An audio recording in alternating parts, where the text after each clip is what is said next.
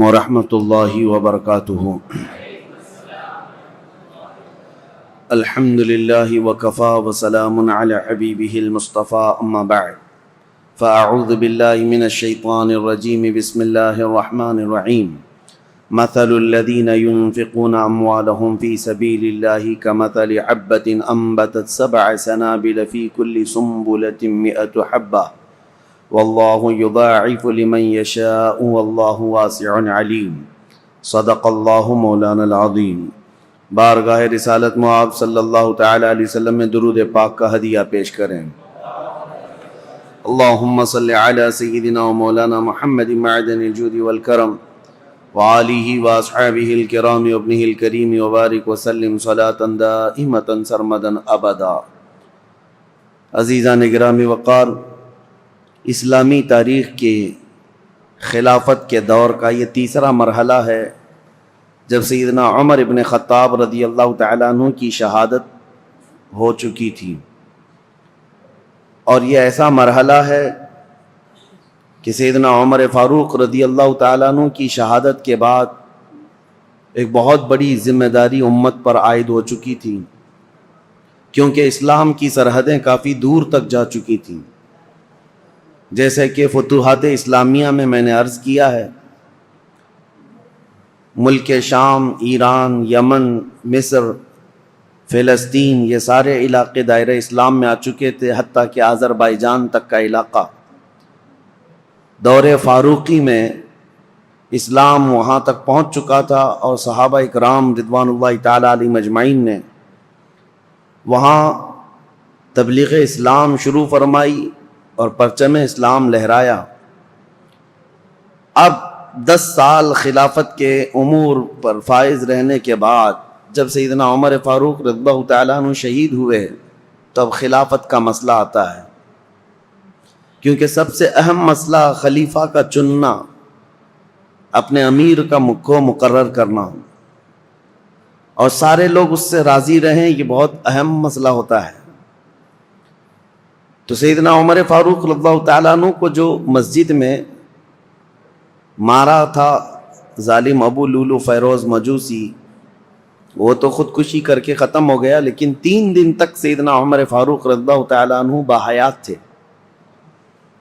ان 3 دنوں کے اندر آپ نے کافی نصیحتیں کی، وصیتیں فرمائی۔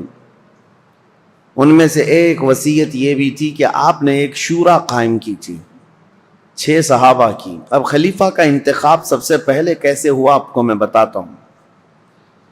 اس سے قبل 2 خلیفہ عام مسلمانوں کی رائے سے متفق سب تھے، اس بات پر خلیفہ کا انتخاب ہوا، جیسے حضرت ابو بکر صدیق رضی اللہ تعالیٰ عنہ کا ہوا، اور حضرت عمر فاروق رضی اللہ تعالیٰ عنہ کا بھی۔ تمام صحابہ اس وقت جتنے موجود تھے، مہاجرین انصار، سب کا اتفاق تھا۔ یہ اور بات ہے کہ حضرت عمر فاروق کے متعلق حضرت ابو بکر صدیق رضی اللہ تعالیٰ عنہ نے پہلے سے اعلان کر دیا تھا۔ اب حضرت عمر کی شہادت کے بعد، بلکہ حضرت عمر نے اپنی شہادت سے پہلے 6 بڑے صحابہ جو 10 مبشرہ میں سے ہیں، جو رسول اللہ کے نہایت قریبی صحابہ تھے، ان کو طلب فرمایا۔ ان میں حضرت طلحہ ہیں، حضرت زبیر ہیں، حضرت سعد بن ابی وقاص ہیں، حضرت عبد الرحمن بن عوف ہیں، اور پھر حضرت عثمان غنی اور حضرت علی ابن ابی طالب کرم اللہ وجہہ الکریم۔ یہ 6 صحابہ 10 مبشرہ میں سے ہیں۔ ان کے متعلق رسول اللہ صلی اللہ علیہ وسلم نے دنیا میں ہی جنت کی بشارت دی ہے، اور یہ معزز تھے، سابقین اولین میں سے تھے، یعنی سب سے پہلے اسلام لانے والوں میں سے تھے۔ حضرت عمر فاروق رضی اللہ تعالیٰ عنہ نے ان 6 سے کہا کہ تم سب اتفاق رائے سے مسلمانوں کے لیے امیر کا انتخاب کر لینا، کسی خلیفہ کا انتخاب کر لینا، اور زیادہ دن تک مسلمانوں کو الجھن کا شکار ہونے نہ دینا۔ یہاں تک کہ حضرت مغیرہ بن شعبہ رضی اللہ تعالیٰ عنہ ایک صحابی ہیں، ان کو، حضرت ابو موسیٰ اشعری ایک صحابی، ان کو حضرت عمر فاروق رضی اللہ تعالیٰ عنہ نے ایک گھر کے دروازے پر جمع کر دیا تھا۔ یہ 6 صحابہ اندر ہیں اور کچھ مہاجرین اور انصار صحابہ ہیں۔ کہ کسی بھی باہر والے شخص کو یہاں اندر آنے نہ دینا جب تک کہ یہ لوگ خلیفہ کا انتخاب نہ کر لیں، فتنہ ہو سکتا ہے، نئے لوگوں کا شامل ہونا فتنے کا سبب بنتا ہے۔ حضرت عمر فاروق رضی اللہ تعالیٰ عنہ کی یہ بڑی دور اندیشیاں ہیں۔ میں ابھی اور بھی آپ کو بتاؤں کہ ان کی سیاست کیسی تھی حضرت عمر فاروق کی، جس کی وجہ سے معاملات کتنے ٹھیک ٹھاک تھے۔ 6 لوگوں کے اوپر آپ نے یہ ذمہ داری چھوڑی، اب انتخاب کیسے ہوا، خلیفہ کو کیسے منتخب کیا گیا، کیسے الیکٹ کیا گیا یا سیلیکٹ کیا گیا؟ اس کا طریقہ یہ رہا کہ حضرت عبد الرحمن بن عوف، ان کا بڑا کردار ہے، اس میں بڑا اہم رول ہے۔ یہ پہلے مدینہ طیبہ میں مہاجرین اور انصار صحابہ کے پاس قریب جا جا کر کے ان کی رائے لیتے تھے۔ تم بتاؤ تمہاری رائے کیا ہے، تم بتاؤ تمہاری رائے کیا ہے، رسول اللہ صلی اللہ علیہ وسلم کے اصحاب میں سب سے افضل اب کون ہے اور کس کو خلیفہ ہونا چاہیے؟ تو اکثر مہاجرین اور انصار حضرت عثمان غنی کے بارے میں کہتے تھے کہ حضرت عثمان بن عفان کو ہونا چاہیے، کیونکہ وہ داماد رسول بھی ہیں اور اسلام پر ان کا بڑا احسان ہے، امت پر، اور بڑے فیاض ہیں، سخی ہیں۔ اس اعتبار سے اب اس کے بعد سب کی رائے لے کر کے حضرت عبد الرحمن بن عوف آئے اور پھر حضرت عمر فاروق کا انتقال ہو گیا۔ پھر یہ 6 لوگ بیٹھے ہیں تو عبد الرحمن بن عوف کھڑے ہوئے، کہا میری تو خواہش نہیں ہے خلیفہ بننے کی۔ حضرت عمر نے 6 لوگوں کا نام دیا تھا کہ 6 میں سے کوئی بھی ایک منتخب کر لو، میری تو خواہش نہیں ہے خلیفہ بننے کی۔ تو ان کی بات پر حضرت سعد بن ابی وقاص کھڑے ہوئے، کہا میری بھی خواہش نہیں ہے خلیفہ بننے کی۔ 2 تو نکل گئے۔ اس کے بعد حضرت عبد الرحمن بن عوف نے کہا یہ تعداد کو اور کم کرنا چاہیے۔ حضرت زبیر سے پوچھا آپ کی کیا خواہش ہے؟ کہا کہ میں اپنے لیے نہیں، حضرت علی کے لیے میں اپنے آپ کو ترجیح دیتا ہوں۔ سجیسٹ کیا کہ میری طرف سے حضرت علی کرم اللہ وجہہ الکریم۔ حضرت طلحہ سے پوچھا گیا آپ کی کیا رائے ہے؟ انہوں نے کہا میں اپنی جو خواہش ہے یا میرے خلیفہ بننے کی اگر کسی نے امید رکھا ہو تو میں یہ سارا قربان کرتا ہوں حضرت عثمان غنی کے ہاتھ پر۔ 2 اور کم ہو گئے۔ حضرت طلحہ نے کہا میری خواہش نہیں ہے، میں حضرت عثمان کو سجیسٹ کرتا ہوں، اور حضرت زبیر نے کہا میں حضرت علی کو سجیسٹ کرتا ہوں۔ 4 کم ہو گئے یہ 6 کی شورا کی جماعت میں۔ پہلے 2 تو انہوں نے کہا ہم خلیفہ کے امیدوار ہے ہی نہیں۔ تو جب یہ 4 پیچھے ہٹ گئے تو اب حضرت علی اور حضرت عثمان 2 بچے تھے، حضرت عبد الرحمن بن عوف۔ اب ان دونوں کے درمیان کسی کو منتخب کرنا ہے۔ تو پہلے حضرت عثمان غنی کے پاس گئے، نہیں پہلے حضرت علی کرم اللہ وجہہ الکریم کے پاس گئے، کہا میں اللہ کے احکام اور رسول اللہ کی سنت پر اور آپ سے ہم سے پہلے جو گزر چکے 2 خلفاء کی سنت پر آپ سے بیعت لینا چاہوں، تو آپ کا کیا ارادہ ہے؟ حضرت علی رضی اللہ تعالیٰ عنہ نے فرمایا دیکھا جائے گا۔ آپ نے اتنا ہی جواب دیا۔ اور اس کے بعد حضرت عبد الرحمن بن عوف نے کہا کہ اگر میں آپ کی بیعت نہ کروں، حضرت علی سے پوچھا آپ حقدار ہیں، ابھی امیدوار ہیں؟ حضرت عبد الرحمن بن عوف خود کہتے ہیں اگر میں آپ کی بیعت نہ کروں تو آپ میرے لیے کس کو مشورہ دیں گے آپ کے علاوہ؟ حضرت علی نے کہا اگر آپ میرے ہاتھ پہ نہیں بیعت کرنا چاہتے ہیں تو میں مشورہ دیتا ہوں کہ عثمان بن عفان کے ہاتھ پہ بیعت کرو۔ حضرت عبد الرحمن بن عوف پھر حضرت عثمان کے پاس آئے، کہا میں اللہ کے احکام اور رسول اللہ کی سنتوں پر اور 2 پیشتر خلفاء کی سنتوں پر آپ سے بیعت لینا چاہوں۔ تو حضرت عثمان غنی نے کہا ٹھیک ہے، انہوں نے منظوری دی۔ پھر حضرت عثمان غنی سے حضرت عبد الرحمن بن عوف نے یہ پوچھا کہ اگر میں آپ سے بیعت نہ کروں، آپ حقدار ہیں، آپ خلافت کے مستحق ہیں، اس کے باوجود اگر میں آپ کے ہاتھ میں بیعت نہ کروں تو میرے لیے کسی دوسرے آدمی کے متعلق آپ مشورہ دے سکتے ہیں میں کس کے ہاتھ میں بیعت دوں؟ حضرت عثمان غنی نے کہا اگر آپ میرے ہاتھ پہ بیعت نہیں ہونا چاہتے تو میں مشورہ دیتا ہوں علی بن ابی طالب کے ہاتھ پہ ہو جائیں. یہ الگ الگ لے جا کر کے حضرت عبد الرحمن بن عوف نے پوچھا تھا، ان کو الگ لے جا کر، ان کو الگ لے جا کر. اور اس کے بعد پھر یہ بھی پوچھا تھا دونوں سے کہ اگر آپ کے ہاتھ پر بیعت نہ کی جائے تو کیا آپ کو اس کا قلق ہوگا؟ کہا قطعاً نہیں ہوگا، اس بات کا نہ غم ہوگا نہ قلق ہوگا. اس کے بعد حضرت عبد الرحمن بن عوف، مہاجرین اور انصار سب جماعت موجود تھی، اس جماعت کے درمیان آئے اور یہ 6 صحابہ عشرہ مباشرہ یہ بھی آئے. تو حضرت عبد الرحمن بن عوف نے اپنا سارا ماجرا بتایا کہ لوگوں سے میں نے معلوم کیا، اور اس کے بعد حضرت علی سے بھی میں نے پوچھا، حضرت عثمان سے بھی پوچھا. لوگوں نے پوچھا کہ کیا معلوم کیا، کیا پوچھا آپ نے لوگوں سے اور کیا آپ کو نتیجہ ملا؟ تو حضرت عبد الرحمن بن عوف نے کہا جو مجھے نتیجہ ملا وہ یہ ہے کہ حضرت عثمان کا ہاتھ پکڑتے ہیں اور کہتے ہیں میں اللہ اس کے رسول کے احکام پر ان کے ہاتھ پر بیعت کرتا ہوں. عبد الرحمن بن عوف رضی اللہ تعالیٰ عنہ کی بڑی عزت تھی. آپ نے جیسی ہی بیعت کیا، سیکنڈ نمبر پر سب سے پہلے حضرت علی کرم اللہ وجہہ الکریم نے بیعت کیا.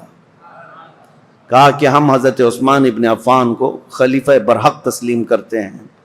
اور اس کے بعد جوق در جوق مہاجرین اور انصار صحابہ کے جتنے بھی جماعتیں تھی، طبقے تھے، سبوں نے حضرت عثمان غنی کے ہاتھ پر بیعت کر لیا. اور بالاتفاق صحابہ کا اجماع ہوا اس بات پر، حضرت عثمان غنی کے ہاتھ پر سبوں نے بیعت کیا. لیکن ایک مسئلہ تھا، حضرت عثمان غنی رضی اللہ تعالیٰ عنہ خلیفہ تو مقرر ہو گئے. اس خلیفہ کے انتخاب میں تقریباً 15 سے 20 دن کا عرصہ گزر گیا. جب حضرت عثمان غنی رضی اللہ تعالیٰ عنہ تشریف لائے تو چونکہ آپ کی ولادت سے لے کر کے اب تک کے حالات، اس سے قبل آپ نے سنا ہوگا، پھر مختصر میں آپ کو بتاؤں. مکہ مکرمہ میں شریف النفس تھے، طبیعت کے بڑے خلیق مزاج، اعلیٰ اخلاق کے تھے، شرم و حیا کے پیکر تھے. جہالت کے زمانے میں بھی کبھی آپ نے بتوں کی پوجا نہیں کی، نہ کبھی شراب نوشی کی، نہ کبھی جوا کھیلا، نہ کبھی گانا گایا. عربوں میں تو یہ سب چیزیں مشہور تھیں. اسلام لانے سے پہلے بھی آپ پاک باز تھے، عفت شعار تھے. حضرت عثمان خود کہتے ہیں کہ میں اسلام میں 3 نمبر پر داخل ہوا ہوں، اور حضرت ابوبکر صدیق رضی اللہ تعالیٰ عنہ کی تبلیغ پر 3 نمبر پر اسلام لانے والے حضرت عثمان غنی ہیں. اور عجیب اتفاق ہے کہ رسول اللہ کے بعد 3 نمبر پر خلیفہ بننے والے بھی عثمان ابن عفان. اسلام میں آنے میں بھی آپ کا 3 نمبر ہے، اور خلفائے راشدین میں بھی آپ کا 3 نمبر ہے. حضرت عثمان غنی رضی اللہ تعالیٰ عنہ حضور صلی اللہ تعالیٰ علیہ وسلم کے اصحاب الفیل کا جو واقعہ پیش ہے اس کے 7 سال بعد پیدا ہوئے تھے. 7 سال بعد، بعض حضرات نے کہا 6 سال بعد پیدا ہوئے. حضور صلی اللہ تعالیٰ علیہ وسلم کی بعثت کے 6 سال بعد پیدا ہوئے. اس اعتبار سے جب جوان ہوئے تو نبی پاک صلی اللہ تعالیٰ علیہ وسلم نے اپنی ایک بیٹی آپ کے نکاح میں دیا، حضرت ام کلثوم کو. اور ان کے انتقال کے بعد حضرت رقیہ کو، اور حضرت رقیہ کے انتقال کے بعد حضور صلی اللہ علیہ وسلم نے اپنی دوسری بیٹی حضرت ام کلثوم کو نکاح میں دیا. اور یہ حضرت عثمان غنی رضی اللہ تعالیٰ عنہ کے متعلق میرے آقا صلی اللہ علیہ وسلم کا فرمان علی شان ہے. انبیاء کرام علیہ السلام میں حضرت لوط علیہ السلام کے بعد یہ پہلے ہیں جنہوں نے اپنی اہلیہ کے ساتھ اللہ کی طرف ہجرت کی. کیونکہ حضرت عثمان غنی حبشہ گئے تھے ہجرت کر کے. جو 70 صحابہ ہجرت کر کے گئے تھے مکہ سے، مدینے کی ہجرت سے پہلے ایک اور ہجرت ہوئی ہے، 70 کے قریب صحابہ، اور اس میں عورتیں بھی تھیں. اس میں حضرت عثمان غنی رضی اللہ تعالیٰ عنہ اور ان کی اہلیہ محترمہ حضور صلی اللہ علیہ وسلم کی زوجہ، حضور صلی اللہ علیہ وسلم کی بیٹی، یہ ہجرت کر کے حبشہ گئے تھے. اس پر ان کی بڑی فضیلت ہے. ان کو صاحب الہجرتین کہا جاتا ہے، 2 ہجرتوں والا، اور ذو نورین کہا جاتا ہے کہ 2 نور والا. اور حضور اکرم صلی اللہ تعالیٰ علیہ وسلم نے یہ بھی فرمایا اب تک روئے زمین پر کوئی ایسا شخص نہیں جس کے عقد میں ایک نبی کی 2 بیٹیاں آئی ہوں سوائے عثمان بن عفان کے. حضرت عثمان غنی رضی اللہ تعالیٰ عنہ کے نکاح میں آئی. ایک کے انتقال کے بعد دوسری. اور نبی پاک صلی اللہ تعالیٰ علیہ وسلم یہ بھی فرماتے اگر میری 100 بیٹیاں ہوتی ایک کے بعد دیگرے اگر انتقال کر جاتی تو سب میں عثمان کے نکاح میں دیتا. حضرت عثمان غنی کے متعلق میرے آقا یہ بھی فرماتے یہ میرے دادا میرے جد امجد حضرت ابراہیم علیہ السلام سے ملتے جلتے ہیں. اور یہ بھی فرمایا کہ عادتوں میں خصلتوں میں حضرت عثمان کے متعلق میرے آقا فرماتے کہ یہ میری عادتوں سے بہت ملتے جلتے ہیں. تو یہ رہے ان کے فضائل، یہ رہے ان کے اوصاف، ان کے کمالات. بلکہ ان کی فضیلتوں میں سب سے بڑی بات یہ ہے میرے آقا صلی اللہ تعالیٰ علیہ وسلم کی خود عادت کریمہ تھی. جب عثمان غنی حجرے میں آتے یا رسول اللہ کے پاس آتے، نبی پاک صلی اللہ تعالیٰ علیہ وسلم اپنے کپڑے سیدھے فرما لیتے.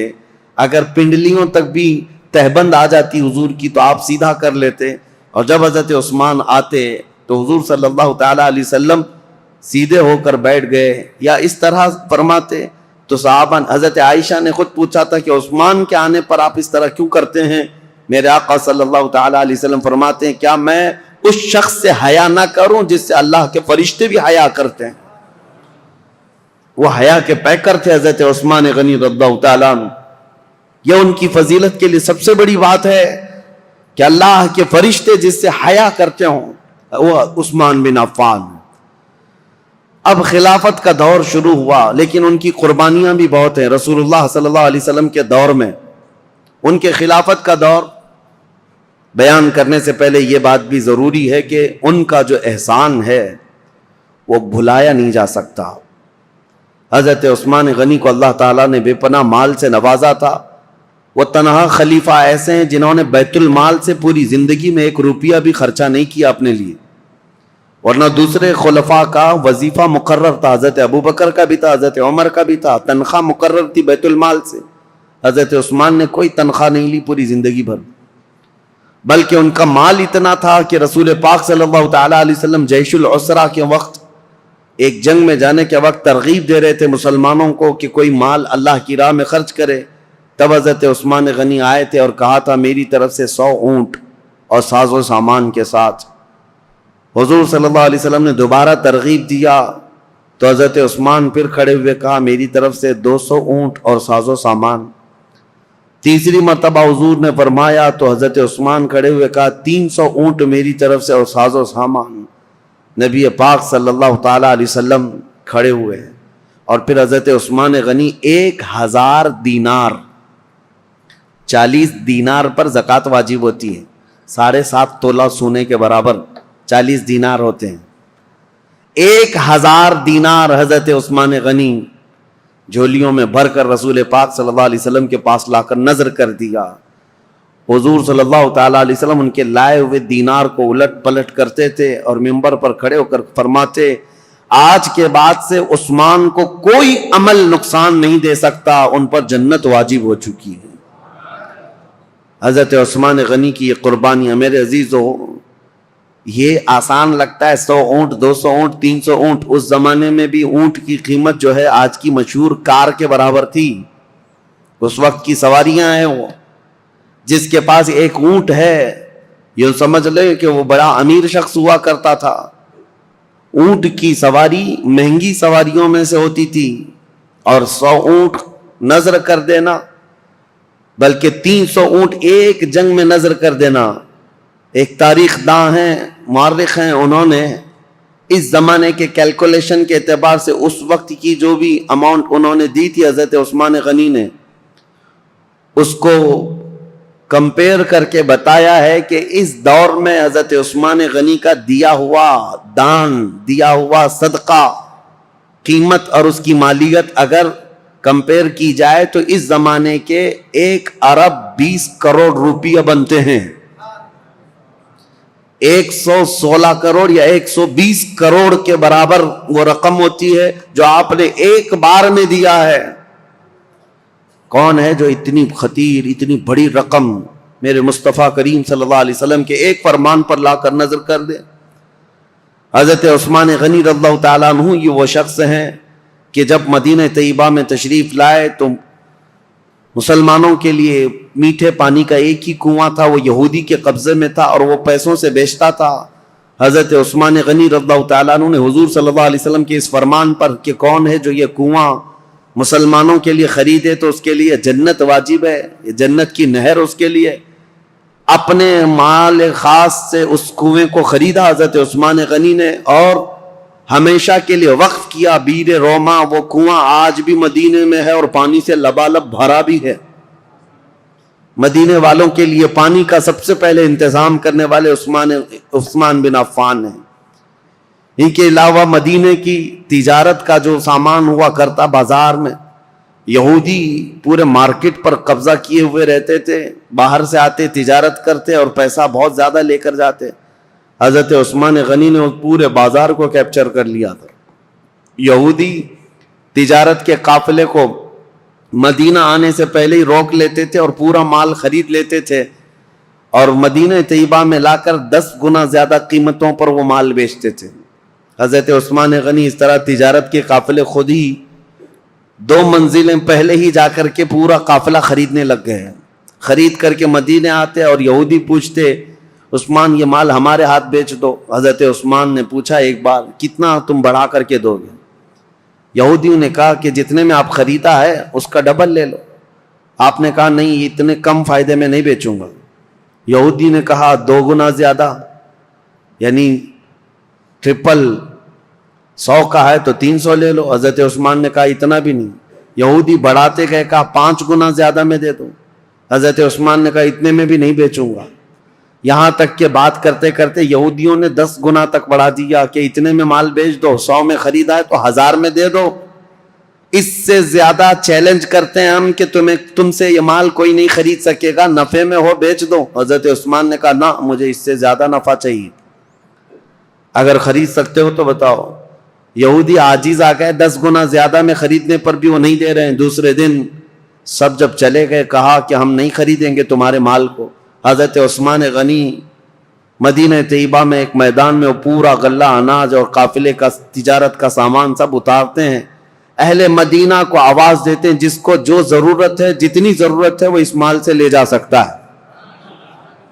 انفاق فی سبیل اللہ، جتنوں کو ضرورت تھی سبوں نے مال لے لیا۔ یہودی آئے اور پوچھا کہ کیا عثمان تم نے مال بیچ دیا؟ کہا ہاں۔ کتنے نفع میں؟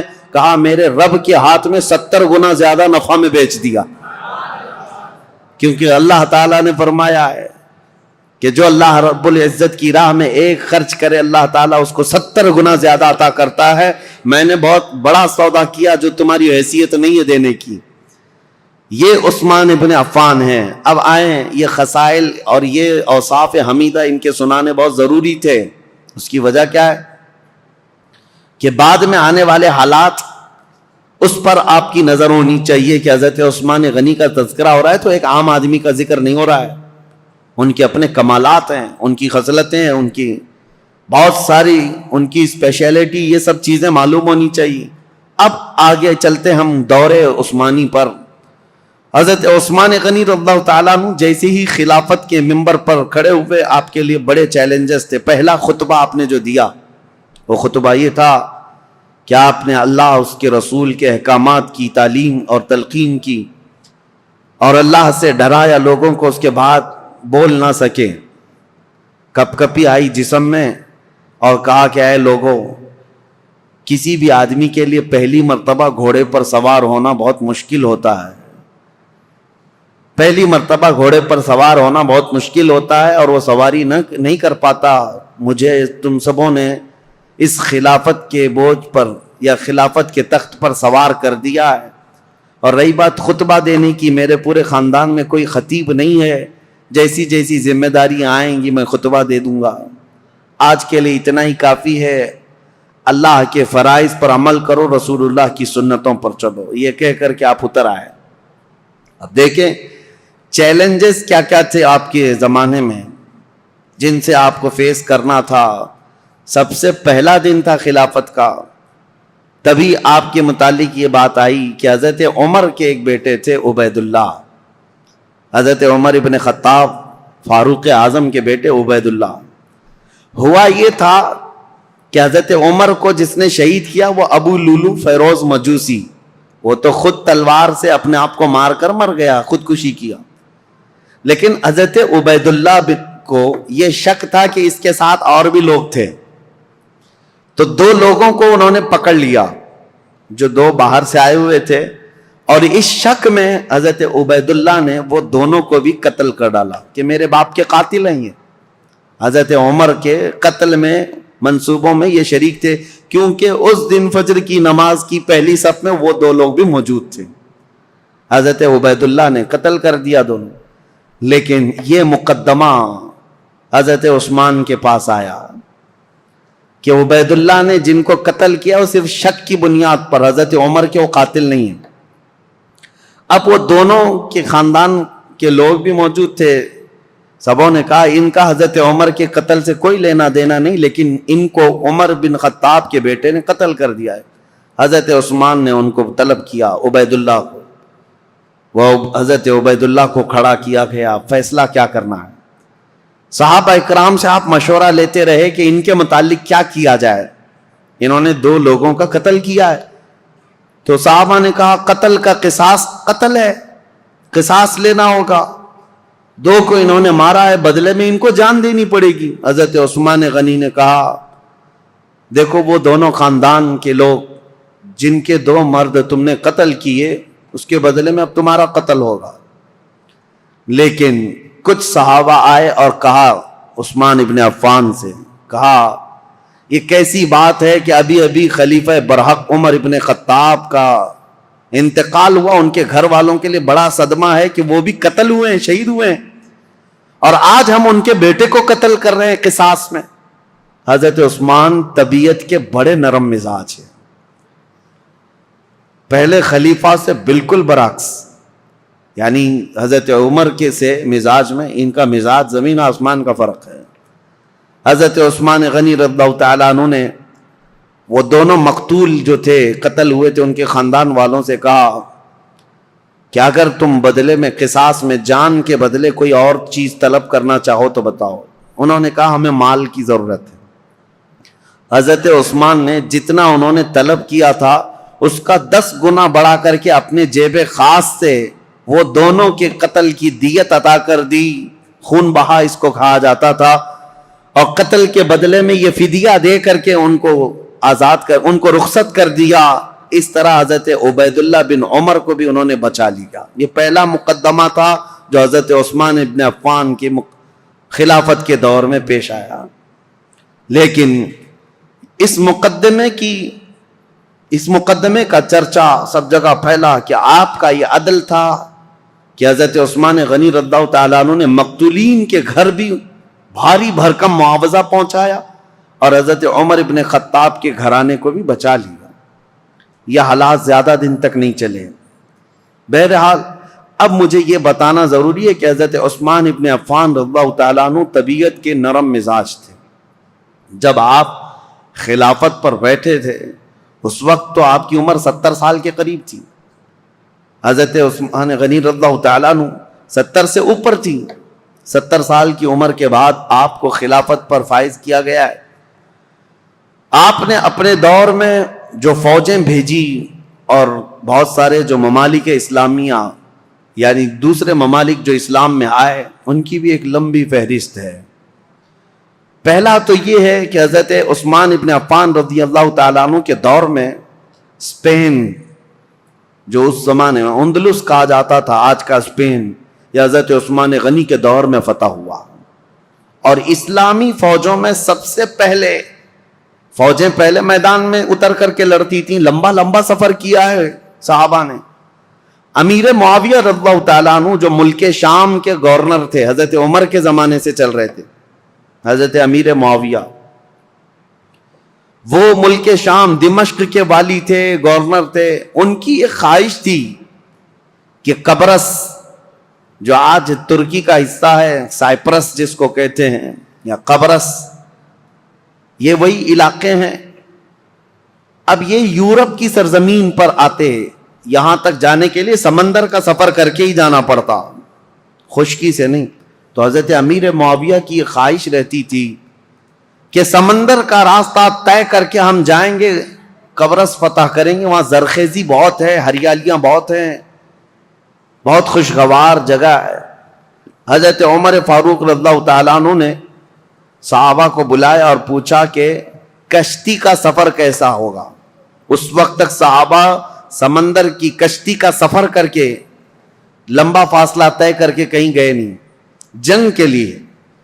تو حضرت عمر نے جب یہ مشورہ لیا تو جس صحابی نے کشتی کی پوری ڈیٹیل بتائی وہ ایسی تھی کہ ایک بہت بڑا جانور ہے.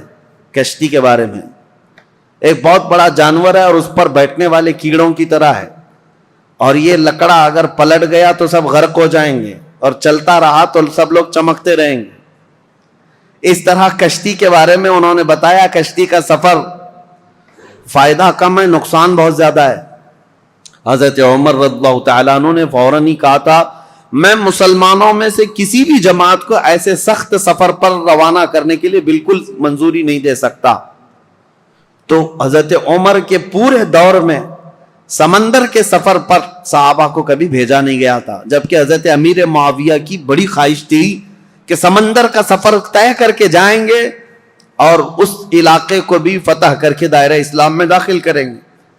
ان کو اجازت کبھی نہیں ملی. اب حضرت عثمان کا دور آیا تو چونکہ حضرت امیر معاویہ حضرت عثمان غنی رضی اللہ تعالیٰ عنہ کے رشتہ داروں میں سے بھی ہیں, اور ایک بڑا الزام حضرت عثمان غنی پر یہی ہے کہ وہ رشتہ داروں کا بہت خیال کرتے تھے اور ان کو بہت زیادہ نوازتے تھے. یہ بات حقیقت ہے کہ حضرت عثمان غنی اپنے رشتہ داروں کے لیے بہت نرمی رکھتے اور اپنے مال سے بہت زیادہ ان کی مدد کیا کرتے تھے. لیکن ان رشتہ داروں میں کچھ تو نااہل بھی نکلے. بہرحال حضرت عثمان غنی رضی اللہ تعالیٰ عنہ نے حضرت امیر معاویہ کی اس درخواست کو منظور کر لیا کہ کشتی کا سفر کر کے یہ قبرص جائیں گے. ترکی کا سفر, یہ سب سے پہلے مسلمانوں کی جماعت ہے جو کشتی میں سوار ہو کر کے جا رہی ہے.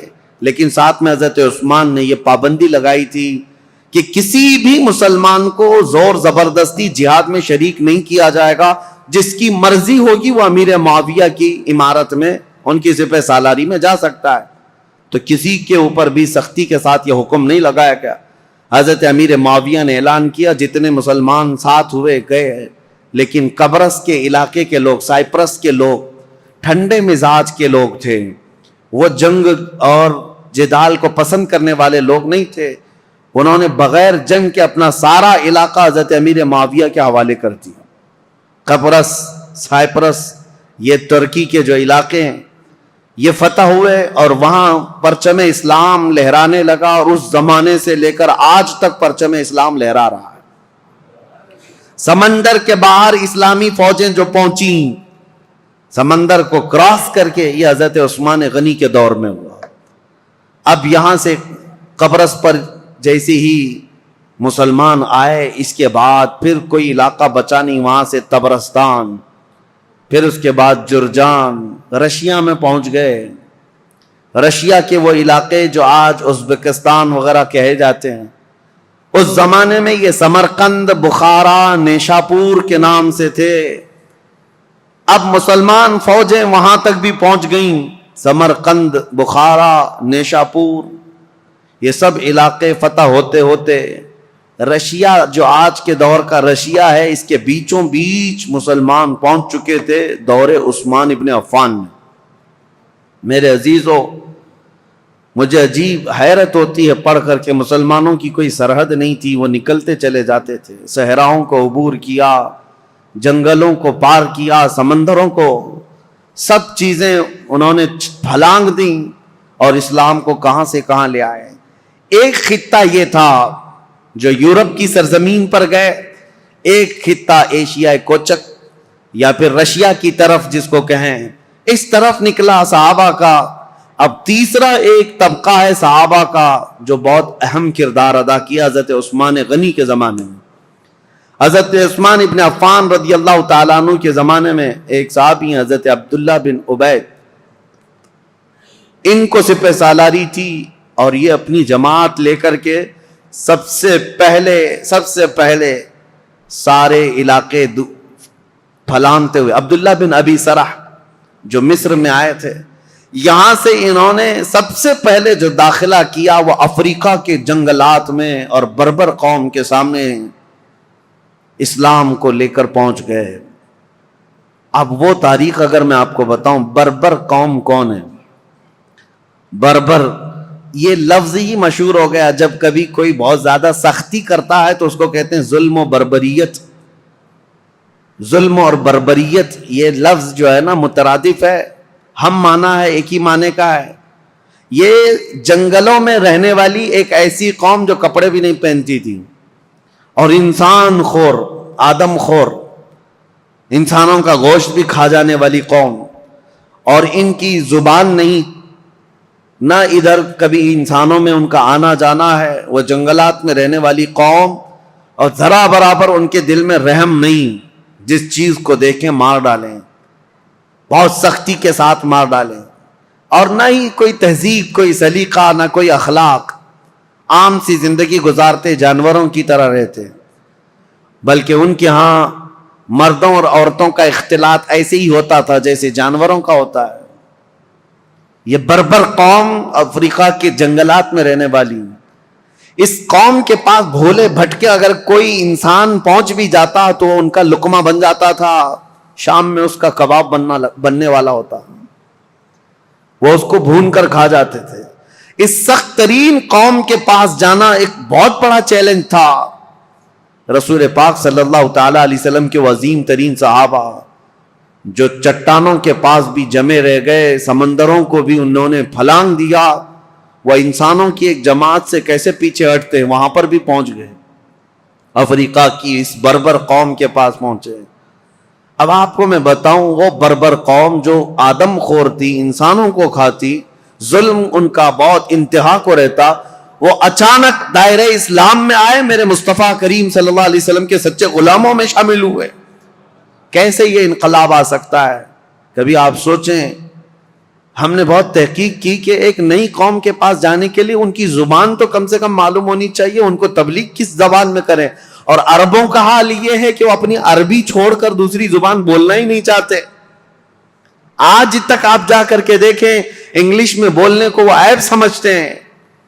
آتی ہے انگلش، سمجھتے ہیں، لیکن انگلش بولنا نہیں چاہتے. کہتے ہیں نہیں، ہماری زبان عربی ہے، باقی سب گونگے ہیں. عرب کو آج بھی اپنی زبان پر وہ فخر ہے، وہ دوسری زبانوں کو کچھ بھی اپنے ہاں آنے نہیں دیتے. اس بربر قوم کے پاس جو زبان تک نہیں جانتی، صحابہ دین اسلام لے کر کیسے گئے؟ ہم نے معلوم کیا تو اس بربر قوم کو انہوں نے زبان سے نصیحتیں نہیں کی، بلکہ صرف اخلاق رسول سے ان کو اسلام کی طرف مائل کیا ہے. صرف میرے آقا صلی اللہ تعالی علیہ وسلم کی خوشبوئیں تھیں جو اس افریقہ کے جنگلات میں رہنے والی قوم کو بھی اسلام کا گرویدہ بنایا.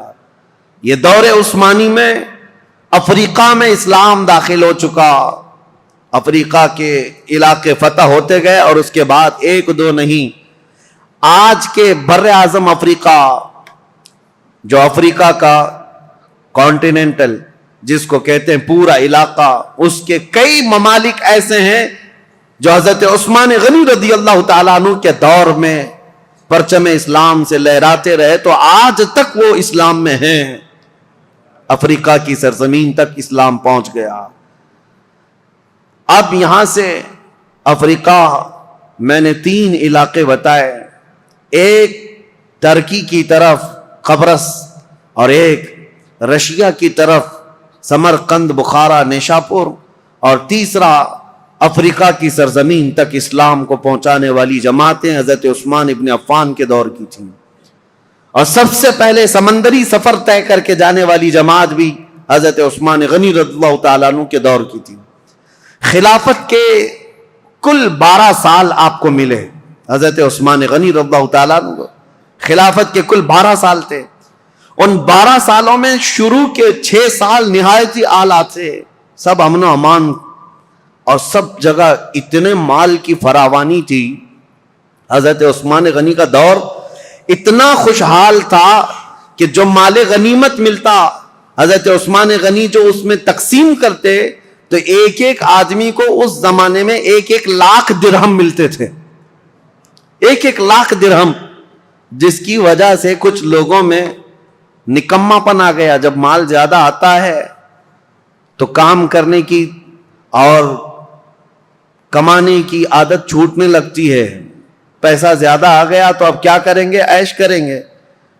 تو کچھ نوجوانوں کے اندر یہ خرابی آنے لگ گئی تھی. وہ گلیل لیتے تھے، کبوتروں کو مارتے اور کبوتر بازی کرنے لگتے، اڑاتے رہتے تھے. پیسے کا نشہ ہی کھیل کود میں لگا دیتا ہے. حضرت عثمان غنی رضی اللہ تعالیٰ عنہ نے اتنا مال تقسیم کیا تھا کہ یہ نکمے ہونے لگے. اس کے لیے باضابطہ طور پر ایک آفیسر، ایک وزیر بنایا حضرت عثمان غنی نے. اور اس سخت قسم کے وزیر، وہ صحابی رسول تھے، سب کی گلیلیں پکڑ کر انہوں نے کاٹ دی، اور جتنے کھیلتے تھے کبوتر ان سب کو قید کیا. یہ سختی کے ساتھ آپ نے کبوتر بازی کو بند کیا تھا. یہ صرف میں مثال کے لیے بتا رہا ہوں کہ فراوانی اتنی آئی، کشادگی اتنی آئی، خوشحالی اتنی آئی کہ ایک ایک شخص کو 1-1 لاکھ درہم ملا کرتے تھے مال غنیمت سے. اب یہ فراوانی آنے کے بعد ہی، اسی لیے کہتے ہیں نا، جب مال زیادہ ہوتا ہے تو لوگوں میں فتنے بھی بڑھنے لگ جاتے ہیں، فتنے بھی زیادہ ہونے لگتے ہیں.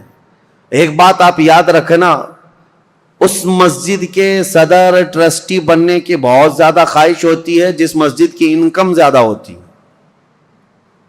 بہت سارے لوگوں کا یہ حال ہے. کسی غریب مسجد میں ٹرسٹی بناؤ، دوسرے دن استعفیٰ دے کے بھاگا آئے گا، یہاں تو کچھ ہے ہی نہیں. بلکہ بار بار چندہ کر کر کے امام کو دینا پڑتا ہے، بار بار چندہ کر کے مسجد کو دیکھنا پڑتا ہے. غریب مسجد کا جلدی کوئی بننا نہیں چاہتا. ہاں، جس کی بہت ساری دکانیں ہیں، بہت سارا اس کا انکم کا آنا جانا لگا ہوا ہے. دیکھو کتنے امیدوار ہیں، ہر گلی میں ایک صدر کھڑا ہے. مال زیادہ ہے تو فتنے بھی زیادہ. جب مال زیادہ بڑھنے لگتا ہے تو سب کی آنکھیں بھی کھل جاتی ہیں کہ ہمیں بھی خدمت کرنے کا موقع ملے. سب بات یہی کرتے ہیں، ہم کو بھی خدمت کرنے کا موقع ملے. اس میں کس کی خدمت کا؟ پیٹ کی خدمت کا. یہ موقع بہت سارے لوگوں کو چاہیے ہوتا ہے. اسی لیے سیدنا ابو بکر صدیق اور حضرت عمر کے دور کا یہ حال تھا کہ وہ بیت المال میں 1 درہم بھی بچاتے نہیں تھے، بانٹ کر کے جھاڑو بھی جھاڑ دیتے تھے. یہاں مال رہے گا تو فتنہ نہ ہونے پائے. اب 2 چیزیں حضرت عثمان غنی رضی اللہ تعالیٰ عنہ کے دور میں آئی اور مسلمانوں پر ایک بہت برا اثر قائم کر گئیں. ایک تو یہ تھی کہ خوشحالی بہت زیادہ آئی.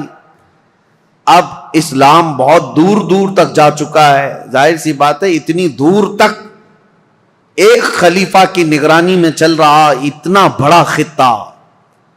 یہ ضروری تو نہیں کہ ہر اسلام میں آنے والا سب مخلص ہی ہوگا. کئی فتنے بھی تھے، کئی نئے لوگ اس میں آ رہے تھے. اب حضرت عثمان غنی رضی اللہ تعالیٰ عنہ کے دور خلافت میں جو بڑے معاملات پیش آئے اس کی طرف میں آتا ہوں. دوسرا ایک کام یہ ہو گیا تھا کہ حضرت عمر کے زمانے میں ان کی دور اندیشی دیکھیں. حضرت عمر کی، حضرت عمر نے ایک پابندی لگائی تھی. جو بڑے بڑے صحابہ تھے قریش خاندان کے، ان سب کو پابندی لگا رکھی تھی حضرت عمر نے کہ کوئی بھی مدینے کے باہر جائے گا نہیں. کیوں جانتے ہیں؟ میں پڑھ کر کے حیرت میں تھا کہ حضرت عمر نے یہ پابندی کیوں لگائی تھی. شہزادوں کو بھی پابندی تھی، بڑے صحابہ کو بھی پابندی تھی کہ باہر جائیں گے تو نئے نئے علاقے ہیں اور رسول اللہ صلی اللہ علیہ وسلم کی رشتہ داری کا اعزاز لے کر یہ سب سر آنکھوں پر بٹھائیں گے اور ان کو اتنا چڑھائیں گے کہ خلیفہ کے خلاف بھڑکا بھی دیں گے. آپ ہی خلیفہ بن جائیں، ہر علاقے کا ایک پیر صاحب ہو جائے گا. حضرت عمر فاروق نے سب کو مدینے سے باہر جانے پر پابندی لگائی تھی کہ کوئی باہر نہیں جائیں گے. یہ ان کی دور اندیشی تھی. یہ نہیں ہے کہ مسلمانوں کا ایک خلیفہ پر متفق ہونا بہت ضروری ہے، ورنہ سب کا سب نظام درہم برہم ہو سکتا ہے. لیکن حضرت عثمان غنی نے یہ پابندی ہٹا دی تھی. اب ہوا یہ کہ جو بھی صحابی قریش خاندان سے باہر جاتے تھے، جو نئے علاقے اسلام میں آئے تھے، وہ جوک در جوک انہیں دیکھنے کے لیے آتے تھے. یہ رسول اللہ کے خاندان کے ہیں، یہ رسول پاک صلی اللہ تعالیٰ علیہ وسلم کے اہل بیت میں سے ہیں، قریش سے ہیں، اور سب ان کے پاس جمع ہوتے. وہی جو دور اندیشی حضرت عمر کے زمانے میں تھی. حضرت عثمان غنی نے یہ سب چیزیں ہٹائی اور اس کے بعد سب یہ چیزیں پھیلنے لگیں. صحابہ جو مدینے میں رہنے والے تھے وہ باہر جانے لگے. تو صحابہ کے دلوں میں اگرچہ بات نہیں آئی لیکن کچھ نہ کچھ جماعتیں بننی شروع ہو گئیں الگ الگ خیالات کے. حضرت عثمان غنی رضی اللہ تعالیٰ عنہ کے دور میں کچھ چیزیں ایسی آئیں جس کو آج تک یہودی اور عیسائی انگلی اٹھاتے ہیں ان کی خلافت کے دور کے متعلق. ان کو کہتے ہیں وہ کمزور خلیفہ تھے. نہیں، وہ بہت مضبوط خلیفہ تھے لیکن مزاج کے بڑے نرم تھے. مزاج کے بڑے نرم تھے. 6 سال آپ کی خلافت کے گزرے تھے. اس کے بعد کچھ ایسے معاملات پیش آئے کہ کچھ صحابہ جو کچھ علاقے کے گورنر تھے حضرت عثمان غنی نے ان کو معزول کر دیا. جیسے حضرت ابو ذر غفاری ملک شام میں کچھ علاقے کے گورنر تھے، آپ نے خط لکھ کر ان کو معزول کر دیا. حضرت عبداللہ بن مسعود بڑے صحابی ہیں، فقیہ صحابی، ان کو حضرت عثمان غنی نے معزول کر دیا. اور ان کے علاوہ حضرت ابو موسیٰ اشعری، حضرت مغیرہ بن شعبہ کوفہ کے والی تھے، ان کو آپ نے وہاں سے معزول کر دیا. یہ کبار صحابہ، بڑے بڑے صحابہ تھے. حضرت عثمان غنی نے جیسے ان کو معزول کیا لوگوں میں ایک الگ سی بات پھیلنے لگ گئی. حضرت عثمان غنی کے متعلق لوگوں میں یہ توہمات پھیلنے لگ گئے کہ کبار صحابہ، کابر صحابہ کو انہوں نے ہٹا دیا. اور اتفاق ایسا تھا ان صحابہ کی جگہ پر جن کو نیا گورنر بنایا گیا تھا وہ کہیں نہ کہیں سے حضرت عثمان غنی کے رشتہ دار ہو جاتے. تو یہ الزام آپ کے اوپر تھا کہ آپ نے اکابر صحابہ کو ہٹا کر اپنے گھر والوں کو سب جگہ بٹھایا. حالانکہ یہ الزام نہایت غلط ہے. حضرت عثمان غنی نے جس کو بٹھایا اس جگہ کا جو اہل تھا یا لائق تھا اسی کو بٹھایا. اور کئی لوگوں کو جو آپ نے عبداللہ بن ابی سرح، حضرت عمرو بن عاص جنہوں نے پورا مصر فتح کیا ہے ان کو بھی معزول کر دیا تھا حضرت عثمان نے. یہ سوال آپ سے کیا بھی گیا ہے کہ اتنے بڑے بڑے جگہوں پر آپ نے معزول کر دیا، حالات بدل جائیں گے، کیا ہوگا؟ ہر ایک کا جواب تھا، ہر ایک کا جواب تھا. اگر میں بتاؤں حضرت مغیرہ بن شعبہ جو کوفہ کے گورنر تھے ان کو اس لیے ہٹایا کہ حضرت عمر نے انتقال سے پہلے ہی وصیت کر دیا تھا کہ میرے بعد جو آئے مغیرہ بن شعبہ کو کوفہ کے گورنر سے برخاست کر دیا جائے. وہ حضرت عمر کی وصیت تھی. اور حضرت عبداللہ بن مسعود نہایت عمر دراز ہو چکے تھے، بوڑھے ہو چکے تھے. تو حضرت عثمان نے ان کے بڑھاپے کی وجہ سے کہ کام کاج میں دقت آئے گی معزول کیا. حضرت ابو ذر غفاری ایک ایسے صحابی ہیں کہ ان کا تو حال ایسا تھا کہ وہ کمانے ہی کے لیے کسی کو نہیں کہتے تھے، مال جمع کرنے کے قائل ہی نہیں تھے. اور بار بار لوگوں میں واز یہی کرتے تھے جو بھی مال کماتا اس کی وعید میں لمبا واز کرتے، بیان کرتے. حضرت امیر معاویہ ملک شام میں تھے، وہاں سے خط لکھا حضرت عثمان غنی کو کہ یہ ابو ذر غفاری جتنے بھی خطبے دیتے ہیں، واز کرتے ہیں، اس سے تو کوئی آدمی کمانے جانا ہی نہیں چاہتا ہے. اتنی مذمت کرتے ہیں اور خود کچھ بھی نہیں لیتے، پابند لگے کپڑے اس میں کانٹے لگا کر پہنتے ہیں.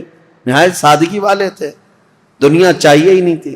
تو حضرت امیر معاویہ نے کہا لوگ اگر نہ کمائیں اور اس طرح اپنے معاش کی طرف فکر نہ کریں تو ہم دولت اسلام کو کیسے چلائیں، سلطنت اسلام کو. حضرت امیر معاویہ کا خط آیا تو حضرت عثمان غنی نے حضرت ابو ذر غفاری کو، جس علاقے کے وہ گورنر تھے، معزول کر کے کہا آپ میرے پاس مدینے آ جائیں، میرے ساتھ رہیے. آپ ایسا نہیں ہے کہ ان کو دشمنی میں معزول کیا. اور حضرت ابو ذر غفاری کو معزول کر کے اپنے پاس بلایا تو ایسا نہیں ہے کہ ان کے ساتھ بدسلوکی کی گئی، بلکہ حضرت ابو ذر غفاری کو حضرت عثمان نے کہا جب تک آپ مدینے میں رہیں گے آپ کی کفالت میرے ذمہ ہے، جتنا خرچہ جو کچھ بھی لگتا رہے گا وہ آپ میرے سے لیں گے. وہ حضرت ابو ذر غفاری کھڑے ہوئے کہا یہ بندہ کسی کا محتاج نہیں ہے، نہ حضرت عثمان غنی سے 1 روپیہ لیا، 1 سکہ لیا، کچھ نہیں. مدینے کے باہر ربضہ ایک علاقہ تھا، ویران جگہ تھی، وہاں کوئی نہیں رہتا تھا، تنہا پوری زندگی وہاں پر آپ نے بسر کر لی. ان کی بیوی ذات تھی، روایت میں موجود ہے جب ان کا انتقال ہوا تو ان کی بیوی چوراہے پر آ کر کھڑے ہو کر اعلان کرتی تھی کہ کوئی آ جائے، میرے شوہر کا انتقال ہوا، جنازہ اٹھانا ہے. جنازہ اٹھانے کے لیے وہ اعلان کرتی رہی. اس طرح کی زندگی گزار کر چلے گئے حضرت ابو ذر غفاری. تو وہ تو نہایت سادہ مزاج تھے. حضرت عثمان غنی نے ان کو اگر گورنری سے معزول کیا تھا تو صرف اس لیے، باقی ان کو کوئی اس طرح کی بدسلوکی کرنا یا ان کے ساتھ برا سلوک کرنا قطعاً مقصد نہیں تھا. اور کچھ صحابہ کے بعد حضرت عمرو بن عاص، یہ مصر کے فاتح ہیں، مصر فتح کرنے والے، ان کو کیوں آپ نے معزول کیا؟ اس کی وجہ یہ ہے کہ مصر کی آمدنی اچھی خاصی تھی. حضرت عمرو بن عاص اس پر توجہ نہیں دیتے تھے. حضرت عثمان غنی نے لکھ کر کے بھیجا کہ مصر کی آمدنی بڑھتی جا رہی ہے، آپ اس میں اضافہ کریں. حضرت عمرو بن عاص اس پر توجہ نہیں دیتے تو آپ نے ان کو ہٹایا. عبداللہ بن ابی سرح ایک دوسرے وہاں پر صحابی تھے، ان کو مصر کی گورنری دی. اور حالانکہ دو علاقوں میں رہنے کی وجہ سے عمرو بن عاص اور عبداللہ بن ابی سرح کے درمیان کچھ نہ کچھ باتیں چلتی رہتی تھی. لوگ یہ کہتے تھے کہ دونوں کی بنتی نہیں، کچھ معاملات رہے ہوں گے. تو عبداللہ بن ابی سرح کو حضرت عثمان غنی نے مصر کا والی گورنر بنایا. انہوں نے 1 سال میں پورے مصر کی آمدنی کو ڈبل کر کے دکھایا. تو حضرت عثمان غنی کا فیصلہ برحق تھا. اس میں کسی کے بھی ساتھ حضرت عثمان غنی نے ناانصافی نہیں کی. لیکن دشمنان اسلام یہ لسٹ لے کر کے گھومتے ہیں کہ یہ بڑے بڑے صحابہ کو انہوں نے معزول کر دیا اور ان کی جگہ پر اپنے رشتہ داروں کو بٹھایا. حالانکہ عبداللہ بن ابی سرح جن کو گورنر بنایا تھا مصر کا، یہ حضرت عثمان غنی کا رشتہ دار تھے. لیکن چند سال نہیں گزرے ہوں گے حضرت عثمان نے ان کو بھی گورنری سے ہٹایا. یہ معاملات پیش آتے رہے. اب ایک فتنہ جنم لیتا ہے. اب میں آپ کو بتاؤں تاریخ کی وہ سچائیاں، بلکہ وہ کڑوی حقیقت جس سے آج تک پوری دنیا جوجھ رہی ہے مسلمانوں کی. آج تک پوری کائنات میں جتنے بھی مسلمان ہیں، یہ فرقے جو پیدا ہوئے، اس کی بنیاد کہاں سے شروع ہوئی؟ کس نے یہ بیج بویا تھا مسلمانوں کے بیچ؟ یہ فرقے کیسے پیدا ہو گئے؟ اتنی جماعتیں کیسے ہو گئی؟ یہ تاریخ آج سننا آپ کے لیے بہت ضروری ہے. حضرت عثمان غنی کے دور میں جو لوگ اسلام میں آئے تھے، میں یہ کہہ رہا ہوں کہ یہ ضروری نہیں کہ سب کے سب مخلص اخلاص کے ساتھ آئے ہوں. کچھ تو ایسے ہی در پردہ تھے، منافقین بھی تھے. جب رسول اللہ کے زمانے میں تھے تو ان کے زمانے میں کیوں نہیں؟ ایک شخص ایسا ہے ایران کا رہنے والا. ایرانی لوگوں کو اس زمانے میں سخت خلش تھی عربوں سے. میں نے بتایا عربوں کی دشمنی تھی ان کے ساتھ. جب کسرا کی حکومت چلتی تھی تو ایرانیوں کی عربوں سے نہیں جمتی تھی، برسوں کی دشمنی ہے. عرب کا کوئی شخص ایران میں آ بھی جاتا تو اس کے کندھے کاٹ جاتے تھے. یہ بادشاہ ایک کا نام ہی ذوالأکتاف تھا جو کندھے کاٹنے میں مشہور تھا عربوں کے. اور ایرانی اگر عربوں کے پاس آتے تو ایسا نہیں ہے کہ عرب انہیں چھوڑ دیتے تھے، عرب بھی جو ہے ان کے ساتھ بھرپور مقابلہ کرتے تھے. تو یہ دشمنی کے بعد جب اسلام آ گیا تو ظاہر سی بات ہے ایران میں اب مسلمان تھے، لیکن وہ عربوں کی حکومت کے نیچے تھے. حکومت کون کر رہا تھا ان کے اوپر؟ عرب کر رہے تھے. اور اسی ایران کے رہنے والے ایک باشندے کی بات تاریخ میں نے اس سے قبل بھی بیان کیا، لیکن آج بھی نوجوانوں بہت توجہ سے سننا اور تاریخ کا یہ نام ہمیشہ یاد رکھ لینا. عبداللہ بن سبا، ایک یہودی شخص. یہودی بھی اسلام میں آئے ہیں، عیسائی بھی آئے. یہودی تھا، یہ اسلام لایا. عبداللہ بن سبا، یاد رکھو عبداللہ بن سبا، یہ اسلام لایا. اور اسلام لانے کے بعد یہ مسلمانوں کی جماعت میں آیا، لیکن پکا مسلمان نہیں تھا، یہ یہودی ہی تھا. اس نے دیکھا کہ ان عربوں کی حکومت پوری دنیا میں پھیلتی جا رہی ہے. انہوں نے ایران کو فتح کر لیا، شام کو فتح کر لیا، روم کو فتح کر لیا. دل کے اندر جو کڑن تھی اور اس کا بدلہ لینے کے لیے ہمیشہ اس بات کے اندر انتظار میں رہتا تھا کہ کوئی کمی ان کی نظر آ جائے جس کو لے کر کے مسلمانوں میں ہم جماعتیں بنا دیں. تو عبداللہ بن سبا یہ وہ پہلا شخص ہے جو اسلام میں فتنہ انگیزی شروع کرنے کے لیے کیا کیا؟ حضرت عثمان غنی کی کمیاں گنانا شروع کیا جماعتوں میں جا جا کر کے. اس کی فتنہ انگیزیاں جب بصرہ میں پہنچی، بصرہ ایک شہر ہے عراق کا، تو حضرت مغیرہ بن شعبہ وہاں پر موجود تھے، تو انہوں نے اس کو شہر بدر کر دیا، وہاں سے نکال کر بھیج دیا۔ وہ کوفہ آیا، کوفہ کے جو والی تھے ان کو بھی سعید بن عاص، ان کو جب خبر ملی تو کوفہ سے بھی اس کو بھگا دیا گیا۔ عبداللہ بن سبا اب مصر پہنچا۔ مصر آنے کے بعد مصر کے نئے جو لوگ اسلام میں آئے تھے ان کے دلوں میں یہ بات ڈالنا شروع کیا کہ عثمان جو ہے ایک کمزور خلیفہ ہیں اور صرف رشتہ داروں کا خیال کرتے ہیں، اپنے رشتہ داروں کے لیے وہ بہت زیادہ پیسہ بھی دے دیتے ہیں، نذرانے بھی دیتے ہیں، جبکہ حضرت عثمان غنی اپنے رشتہ داروں کو جو مال دیتے تھے وہ بیت المال سے نہیں، وہ اپنے جیب خاص سے دیتے تھے، ان کا مال ہی اتنا تھا، وہ دیتے تھے، نوازتے تھے۔ اب میں آپ کو بتاؤں عبداللہ بن سبا کا یہ فتنہ اثر کرنے لگ گیا لوگوں میں، مسلمانوں میں یہ بات آنے لگ گئی اپنے خلیفہ کے متعلق۔ اب انقلاب انقلاب نام سے کچھ نعرے شروع ہو گئے۔ کہاں پر؟ کوفہ میں انقلاب کے نام سے نعرے شروع ہوئے۔ حضرت سعید بن عاص ایک صحابی ہیں، وہ کوفہ کے گورنر تھے، انہوں نے دیکھا یہ کوفہ میں کیا ہو رہا ہے، لوگ روزانہ جیسے یہ پلے کارڈ لے کر کے اتر جاتے ہیں، اس زمانے میں وہ احتجاج کرتے رہتے تھے کہ ہم کو ایک نئی چیز چاہیے، تبدیلی چاہیے، انقلاب چاہیے۔ تو سعید بن عاص نے حضرت عثمان کو یہ لکھ کر بھیجا، کوفہ والے شاید مجھے پسند نہیں کرتے ہیں، یہ ابو موسیٰ اشعری کو پسند کرتے ہیں۔ تو حضرت عثمان غنی نے ان کو معزول کر دیا، سعید بن عاص کو کہا کہ تم اتر جاؤ، کوفہ والوں کی پسند کے مطابق ابو موسیٰ اشعری کو گورنر بناؤ۔ گورنر تو بنایا لیکن کوفہ والوں کی وہ خواہش نہیں تھی، ابو موسیٰ اشعری بھی گورنر بنے لیکن فتنہ ٹھنڈا نہیں ہوا، انقلاب انقلاب، کیونکہ یہودیوں کا ڈالا ہوا بیج تھا، انہیں پورے خلافت کو ہلانا تھا۔ خلافت کے نظام کی دشمن قوم اس دور میں بھی سب سے بڑی کوئی دشمن قوم ہے تو وہ یہودی قوم ہے۔ میں آپ کو بتاؤں، مولانا محمد علی جوہر، مولانا شوکت علی، یہ آزادی کے موقع کے جو مشہور نام ہے، آپ کو پتا ہوگا، ان کی کتاب میں ایک بات انہوں نے لکھی ہے، وہ خلافت جب ختم ہو رہی تھی ترکی کی خلافت عثمانیہ، اگرچہ نام سے خلافت قائم رہی، اور جب وہ ختم ہو رہی تھی تو یہ بیچارے دوڑ رہے تھے، بھاگ رہے تھے کہ نہیں خلافت کو قائم کرنا ہے کسی نہ کسی کو، اور خلافت کمیٹیاں ہندوستان میں بھی بنائی تھی، بھائی کلہ میں آج بھی موجود ہے خلافت ہاؤس، یہ اس دور کا بنا ہوا ہے، اور آج بھی میلاد شریف کا جلوس جو ہے وہ خلافت ہاؤس سے نکلتا ہے۔ ممبئی والوں کو پتا ہے نہیں پتا معلوم نہیں، خلافت ہاؤس آج بھی ہے بھائی کلہ میں۔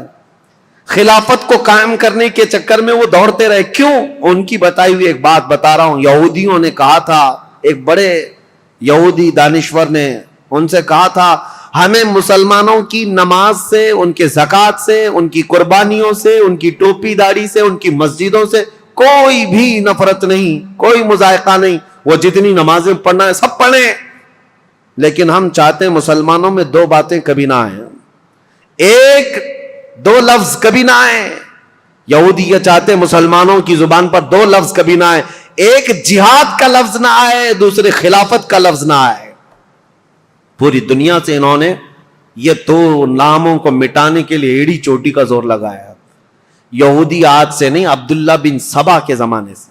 عبداللہ بن سبا یہ وہ فتنہ ہے جو خلافت کو ہلانے کے لیے آیا تھا، پوری خلافت کو وہ مدینہ طیبہ کی ترہم برہم کرنا چاہتا تھا، اس کے لیے وہ فیلڈ بنانا شروع کیا۔ اور آپ کو پتا ہے اسی طرح کا یہودی تھا لارنس آف عربیہ جس کو کہتے ہیں، جس نے خلافت عثمانیہ کو ہمیشہ کے لیے اس دنیا سے ختم کیا ہے، عربوں کو اٹھایا ترکیوں کے خلاف، اور پورے عرب میں ایک ایسا فتنہ مچایا۔ لارنس آف عربیہ جو انگلینڈ کا باشندہ، وہ عربی اتنی اچھی بولتا تھا کہ جو اصل عرب ہے وہ نہیں بول پاتے تھے، اور عربوں میں رہ کر کے ان کے مزاج میں یہ بات ڈالا تھا کہ تم عرب ہو اور ترکی تم پر آ کر حکومت کرتے ہیں۔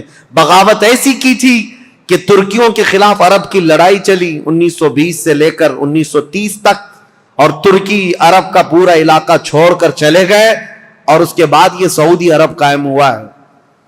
سعودی نام ہی نہیں تھا، عرب شریف ہے، حجاز تھا، نجد تھا، اور اصل عرب یمن کہلایا جاتا تھا، سب ڈیوائیڈ ہو گئے، ترکی چلے گئے۔ اس ڈیوائڈیشن میں بھی سب سے بڑا رول یہودیوں کا تھا، اور یہ یہودی فتنہ حضرت عثمان غنی کے زمانے میں شروع ہوا ہے. اسی لیے تاریخ بتانا مجھے بہت ضروری ہے. عبداللہ بن سبا نے کیا کرنا شروع کیا؟ مصر کے لوگوں میں، کوفہ کے لوگوں میں، بصرہ کے لوگوں میں یہ بات ڈالنی شروع کی کہ خلافت کے زیادہ حقدار تو حضرت علی ہیں، اہل بیت ہیں، رسول اللہ کے گھر والے ہیں. اہل بیت کی محبت کے نام پر وہ ایک ایسا فتنہ لوگوں میں شروع کیا، جبکہ اسے نہ اہل بیت سے محبت تھی نہ صحابہ سے محبت تھی. وہ تو اسلام لایا ہی تھا بظاہر دکھانے کے لیے، اصلی وہ تو یہودی تھا. لیکن اس کو کہتے ہیں سبائی فتنہ. عبداللہ بن سبا ہے تو سبائی فتنہ. اس سبائی فتنے کا اثر تو اس زمانے کے بڑے بڑے مسلمانوں میں ہو گیا تھا، تابعین میں. کچھ صحابہ بھی سوچنے لگ گئے تھے کیا ہو رہا ہے، ایسے حالات پیدا کر دیا. اب سنی حضرت عثمان غنی رضی اللہ تعالیٰ عنہ کے دور کا آخری حصہ تھا. فتوحات اسلامیہ 6 سال تک تو چلتی رہی، لیکن آخری جو 6 سال ہیں وہ فتنوں میں ہی گئے. ایسے فتنے کہ کبھی انقلاب کے نام پر وہاں جماعت کھڑی ہو رہی، کبھی انقلاب کے نام پر یہاں، اور حتیٰ کہ یہ لوگ مطالبہ کرنا بھی شروع کر دیے کہ عثمان بن عفان کو کرسی سے ہٹایا جائے. لیکن مدینے میں جو صحابہ تھے وہ اس کے سخت خلاف تھے، کسی کو آواز اٹھانے نہیں دیتے تھے. مدینے میں جو صحابہ اکابر صحابہ تھے وہ جانتے تھے خلافت کو ہلانے کا مطلب ہے پورے خطہ اسلام کو ہلا دینا. پھر جو علاقے مسلمانوں کے زیر نگیں آئے ہیں وہ سب کے سب پھر واپس چلے جائیں گے. رعب و دبدبہ پورے خطوں پر ایسا قائم تھا خلیفہ وقت کا، کسی کی مجال نہیں ہوتی تھی.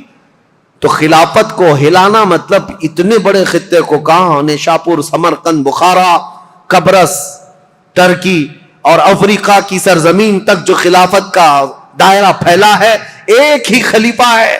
اور ایک پلر کو ہلانے کا مطلب سمجھتے ہیں. صحابہ جو مدینے کے تھے وہ اس باریکی کو سمجھتے تھے، لیکن جو نئے آئے ہوئے تھے، جوان لوگ تھے، یہ جوش میں اڑے جا رہے تھے، اڑے جا رہے تھے. اور اس کے بعد یہ فتنہ ابھرتا ہوا یہاں تک پہنچا کہ مصر میں عبداللہ بن ابی سرح، جس کے بارے میں بتا رہا ہوں، یہ حضرت عثمان غنی رضی اللہ تعالیٰ عنہ کا رشتہ دار بھی تھا. اس کے خلاف مصر کے بہت سارے لوگوں نے شکایتیں کی کہ یہ بہت سختی کرتا ہے، ایسا ہے، فلاں ہے. بہت ساری شکایتیں آتی رہیں. حضرت عثمان غنی رضی اللہ تعالیٰ عنہ اس وقت ان شکایتوں کی طرف نظر نہیں فرماتے تھے. یہاں تک کہ ایک بار حضرت محمد بن ابو بکر، اب سنی حضرت عثمان غنی رضی اللہ تعالیٰ عنہ کے دور کا یہ سب سے کڑوا واقعہ ہے، بہت کڑوا واقعہ. لوگ سنتے ہیں کربلا کی شہادت اور کربلا میں ہونے والے حالات، لیکن حضرت عثمان غنی کے آخری دور کا یہ واقعہ بہت ہی دردناک ہے. حضرت محمد بن ابو بکر جو صدیق اکبر کے بیٹے ہیں، یہ اور کئی صحابہ آئے مدینہ طیبہ میں. عبداللہ بن ابی سرح نے کیا کیا تھا؟ جتنے لوگ حضرت عثمان غنی کے پاس اس کی شکایت لے کر گئے تھے، حضرت عثمان غنی نے ڈانٹ ڈپٹ لگائی تھی ایک خط میں عبداللہ بن ابی سرح کو کہ تو اس طرح سے کر رہا ہے، توبہ کر، باز آ جا، لوگوں کے حقوق پر دست درازی نہ کر. یہ سب جو ڈانٹ لگائی تھی عبداللہ بن ابی سرح نے کیا کیا؟ جتنے لوگ مدینے گئے تھے سب کا قتل کروا دیا. جو حضرت عثمان غنی کے پاس شکایت لے کر کے گئے تھے، واپس آنے کے بعد ان کا قتل کروا دیا. بڑا معاملہ تھا. اس معاملے کو لے کر صحابہ آئے مسجد نبوی شریف میں. صحابہ کے درمیان یہ باتیں ہونے لگی کہ اس عبداللہ بن ابی سرح کا کیا کیا جائے. تو حضرت علی کے پاس یہ بات آئی تو حضرت علی نے کہا بالکل یہ قتل کا قصاص کا مقدمہ لے کر کے آئے ہیں. عبداللہ بن ابی سرح کو صرف معزول نہیں، اس کو قتل کرنا چاہیے. اتنے لوگوں کا قتل کیسے کیا؟ صرف شکایت کرنے کی بنیاد پر. اور دیگر صحابہ جو بڑے بڑے صحابہ، حضرت طلحہ، حضرت زبیر، یہ بہت سختی کے ساتھ حضرت عثمان سے بات کرنے لگے. حضرت سعد بن ابی وقاص گئے، انہوں نے بھی، حضرت عمرو بن عاص نے بھی، یہ بڑے اکابر صحابہ تھے، حضرت عثمان سے مطالبہ کرنے لگے کہ اتنے لوگوں کے قاتل کو آپ مصر کا گورنر کیسے بنا سکتے ہیں؟ حضرت عثمان غنی نے سب کی بات سنی. اور آپ کے اوپر یہ بار بار دباؤ ڈالا جاتا تھا، وہ آپ کا رشتہ دار ہے، اس کی وجہ سے آپ اسے معزول نہیں کرتے، بنو امیہ کا ہے اس لیے آپ اس کے گورنری سے نہیں ہٹاتے. حضرت عثمان غنی نے کہا سارے صحابہ کے اوپر میں چھوڑ دیتا ہوں، آپ جس کو مناسب سمجھے اس کو گورنر بنائیں، میں خط لکھ دیتا ہوں. تو جو صحابہ تھے انہوں نے حضرت محمد بن ابو بکر کو کہا کہ ان کو نیا گورنر بنایا جائے اور عبداللہ بن ابی سرح کو مصر کی گورنری سے ہٹا دیا جائے. حضرت عثمان غنی نے لیٹر دے دیا، کہا کہ جاؤ عبداللہ بن ابی سرح کو ابھی کے ابھی معزول کر دینا اور اسے ادھر بھیج دینا، اور آپ آج سے مصر کے والی اور گورنر بن جائیں. حضرت محمد بن ابو بکر جب جانے لگے تو انصار اور مہاجرین صحابہ کی ایک جماعت بھی آپ کے ساتھ جا رہی تھی کہ مصر کے حالات دیکھیں یہ امپلیمنٹ ہوتا ہے یا نہیں، اور مصر کے لوگوں کو سمجھائیں جو ابھی ابھی انقلاب نام سے اٹھے ہوئے ہیں، جن کو بلوائی کہتے ہیں، وہ کسی کے سمجھ میں بھی نہیں آتا. آج تک یہ ایجپشن ویسی ہی ہیں، ان کی کھوپڑی ہٹی رہتی ہے. یہ فرعونوں کے دور کے لوگ ہیں، فرعون ان کو ڈنڈے سے سیدھا کرتا رہا ہے. آج تک ایسی سخت قسم کی طبیعت رکھنے والے لوگ ہیں. ان کو سمجھانے کے لیے انصار اور مہاجرین صحابہ کی ایک پوری جماعت گئی. آپ سنیے ہوا کیا. حضرت عثمان غنی رضی اللہ تعالیٰ عنہ کے گھر میں پلتا تھا مروان بن حکم نام سے. یہ مروان بنو امیہ کا ایک شخص ہے، حضرت عثمان غنی کے خاندان میں رشتہ دار میں، لیکن صحیح آدمی نہیں تھا، عیاش طبیعت کا. مروان بن حکم حضرت عثمان غنی کے گھر پر رہتا تھا. یہ صحیح آدمی نہیں تھا، یہ ذہن میں رکھ لیں آپ. اس نے کیا حرکت کی، کتنی بڑی حرکت کی، پوری تاریخ میں یہ چیز موجود ہے.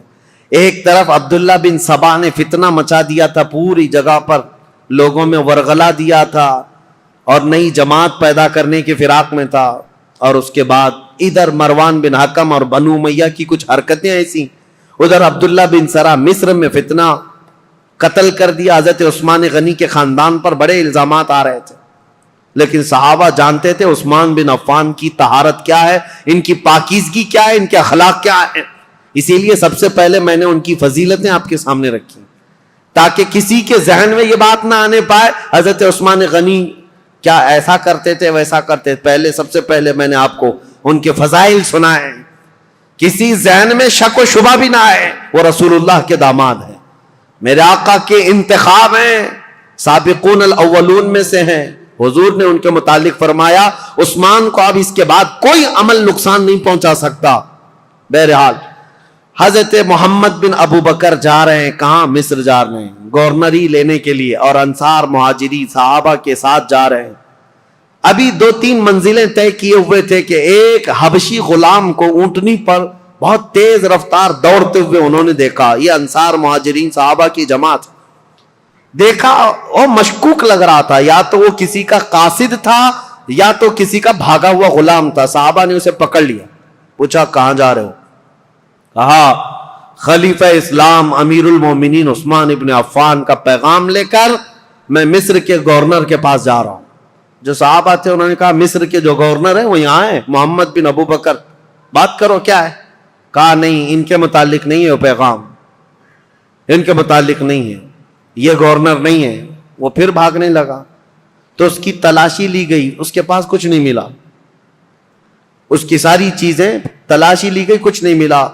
اور وہ تھوڑا آگے گیا تھا، حضرت محمد بن ابو بکر کو شک ہوا کہ کچھ تو ہے، یہ اس قدر مشکوک انداز میں کیوں جا رہا ہے. اس کو پھر سے پکڑا، اس کے پانی کا جو مشکیزہ تھا وہ بالکل سوکھا تھا، اس کو ہلایا تو اس کے اندر کوئی چیز تھی، اس کو پھاڑ دیا تو دیکھا ایک خط تھا مہر لگا ہوا. اور پہلے جو خط ہوتے تھے اس کو ڈامر جیسی ایک چیز آتی تھی، وہ لگا کر کے سیل بند کر دیا جاتا تھا، کوئی نہیں کھول سکتا. اور یہ سیل بند خلیفہ کا لیٹر ہوا کرتا. حضرت محمد بن ابو بکر وہ خط لے کر کے آئے، اور سارے صحابہ کی جماعت تھی، انصار اور مہاجرین کی، جو ابھی مصر جا رہے تھے. ان کے بیچ میں وہ خط لا کر کے کہا کہ کیا میں اس کو کھول کر کے پڑھوں؟ سبوں نے کہا کھول کر کے پڑھو. حضرت عثمان غنی سے ملاقات کیے ہوئے ابھی 1-2 دن ہوئے اور اتنی جلدی کوئی پیغام آیا.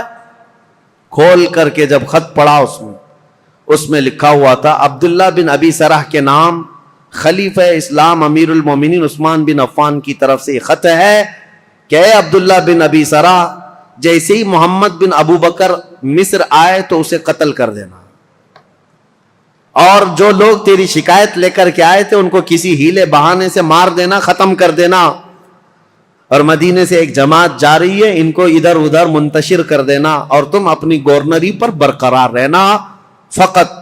سلام کے بعد حضرت عثمان بن عفان کی مہر لگی ہوئی ہے۔ یہ کتنا بڑا واقعہ ہے، حضرت عثمان غنی کی مہر لگی ہوئی ہے۔ اب ظاہر سی بات ہے اس جگہ جو بھی ہوگا وہ آپے سے باہر ہوگا۔ حضرت محمد بن ابو بکر انہوں نے دیکھا ہے لیٹر میرے قتل کا، ایک طرف خلیفہ نے مجھے گورنر بنا کر بھیجا، دوسری طرف عبداللہ بن ابی سرا اپنے رشتہ دار کو یہ لکھ کر بھیج رہے ہیں کہ میں جیسے آؤں گا قتل کر دیا جائے مجھے۔ وہ آپے سے باہر تھے، سارے صحابہ انصار مہاجرین وہ سب برہم ہو گئے، سخت نالاں ہوئے۔ یہ جماعت واپس لوٹ آئی مدینے آئے، مدینے آنے کے بعد سیدھے مسجد نبوی شریف میں آئے۔ حضرت علی ابن ابی طالب کرم اللہ وجہہ الکریم، حضرت طلحہ، حضرت زبیر، حضرت عبد الرحمن، بڑے بڑے صحابہ موجود تھے۔ ان سب صحابہ کے پاس لا کر یہ خط رکھا گیا کہ اس خط میں ایسے ایسے معاملات لکھے گئے ہیں۔ سب صحابہ نے کہا یہ نہایت ہی بہت ہی گری ہوئی حرکت ہے، ایسا ہونا ہی نہیں چاہیے، ایسا کیسے کیا جا سکتا ہے؟ تو پھر حضرت علی رضی اللہ تعالیٰ عنہ نے کہا اس مسئلے کو امیر المومنین سے ہی پوچھا جائے۔ تو خط لے کر حضرت علی آئے، آپ کے ساتھ 6 صحابہ اور بھی تھے۔ حضرت عثمان غنی، یہ آپ کو میں بتا رہا ہوں 70 سال کے بعد تو وہ خلافت پر بیٹھے تھے، اور تقریباً آپ کی عمر ابھی 80 سال کے قریب ہو رہی تھی۔ اس وقت آپ تو مکمل عبادت میں لگے رہتے تھے۔ حضرت عثمان کے پاس آئے، حضرت علی نے یہ خط دکھایا، وہ غلام کو بھی پکڑ کر کے لائے تھے، وہ اونٹنی بھی ساتھ تھی۔ حضرت عثمان سے کہا یہ غلام آپ کا ہے؟ حضرت عثمان نے کہا یہ غلام میرا ہے۔ کہا اونٹنی؟ کہا یہ بھی میری۔ اس کے بعد مہر دکھائی، کہا یہ آپ کی مہر ہے؟ کہا میری مہر ہے۔ کہا یہ خط پڑھ کر کے سنا، یہ خط کیا ہے؟ حضرت عثمان غنی نے خط سنا، اس کے بعد کہا اللہ رب العزت کی وحدانیت کی قسم، ان میں سے ایک حرف بھی میرا لکھا ہوا نہیں ہے، میں اس سے بری ہوں۔ حضرت علی فوراً اٹھ گئے، کہا صحابہ سے آج تک ہم نے عثمان کو قسم کھاتے ہوئے نہیں سنا تھا۔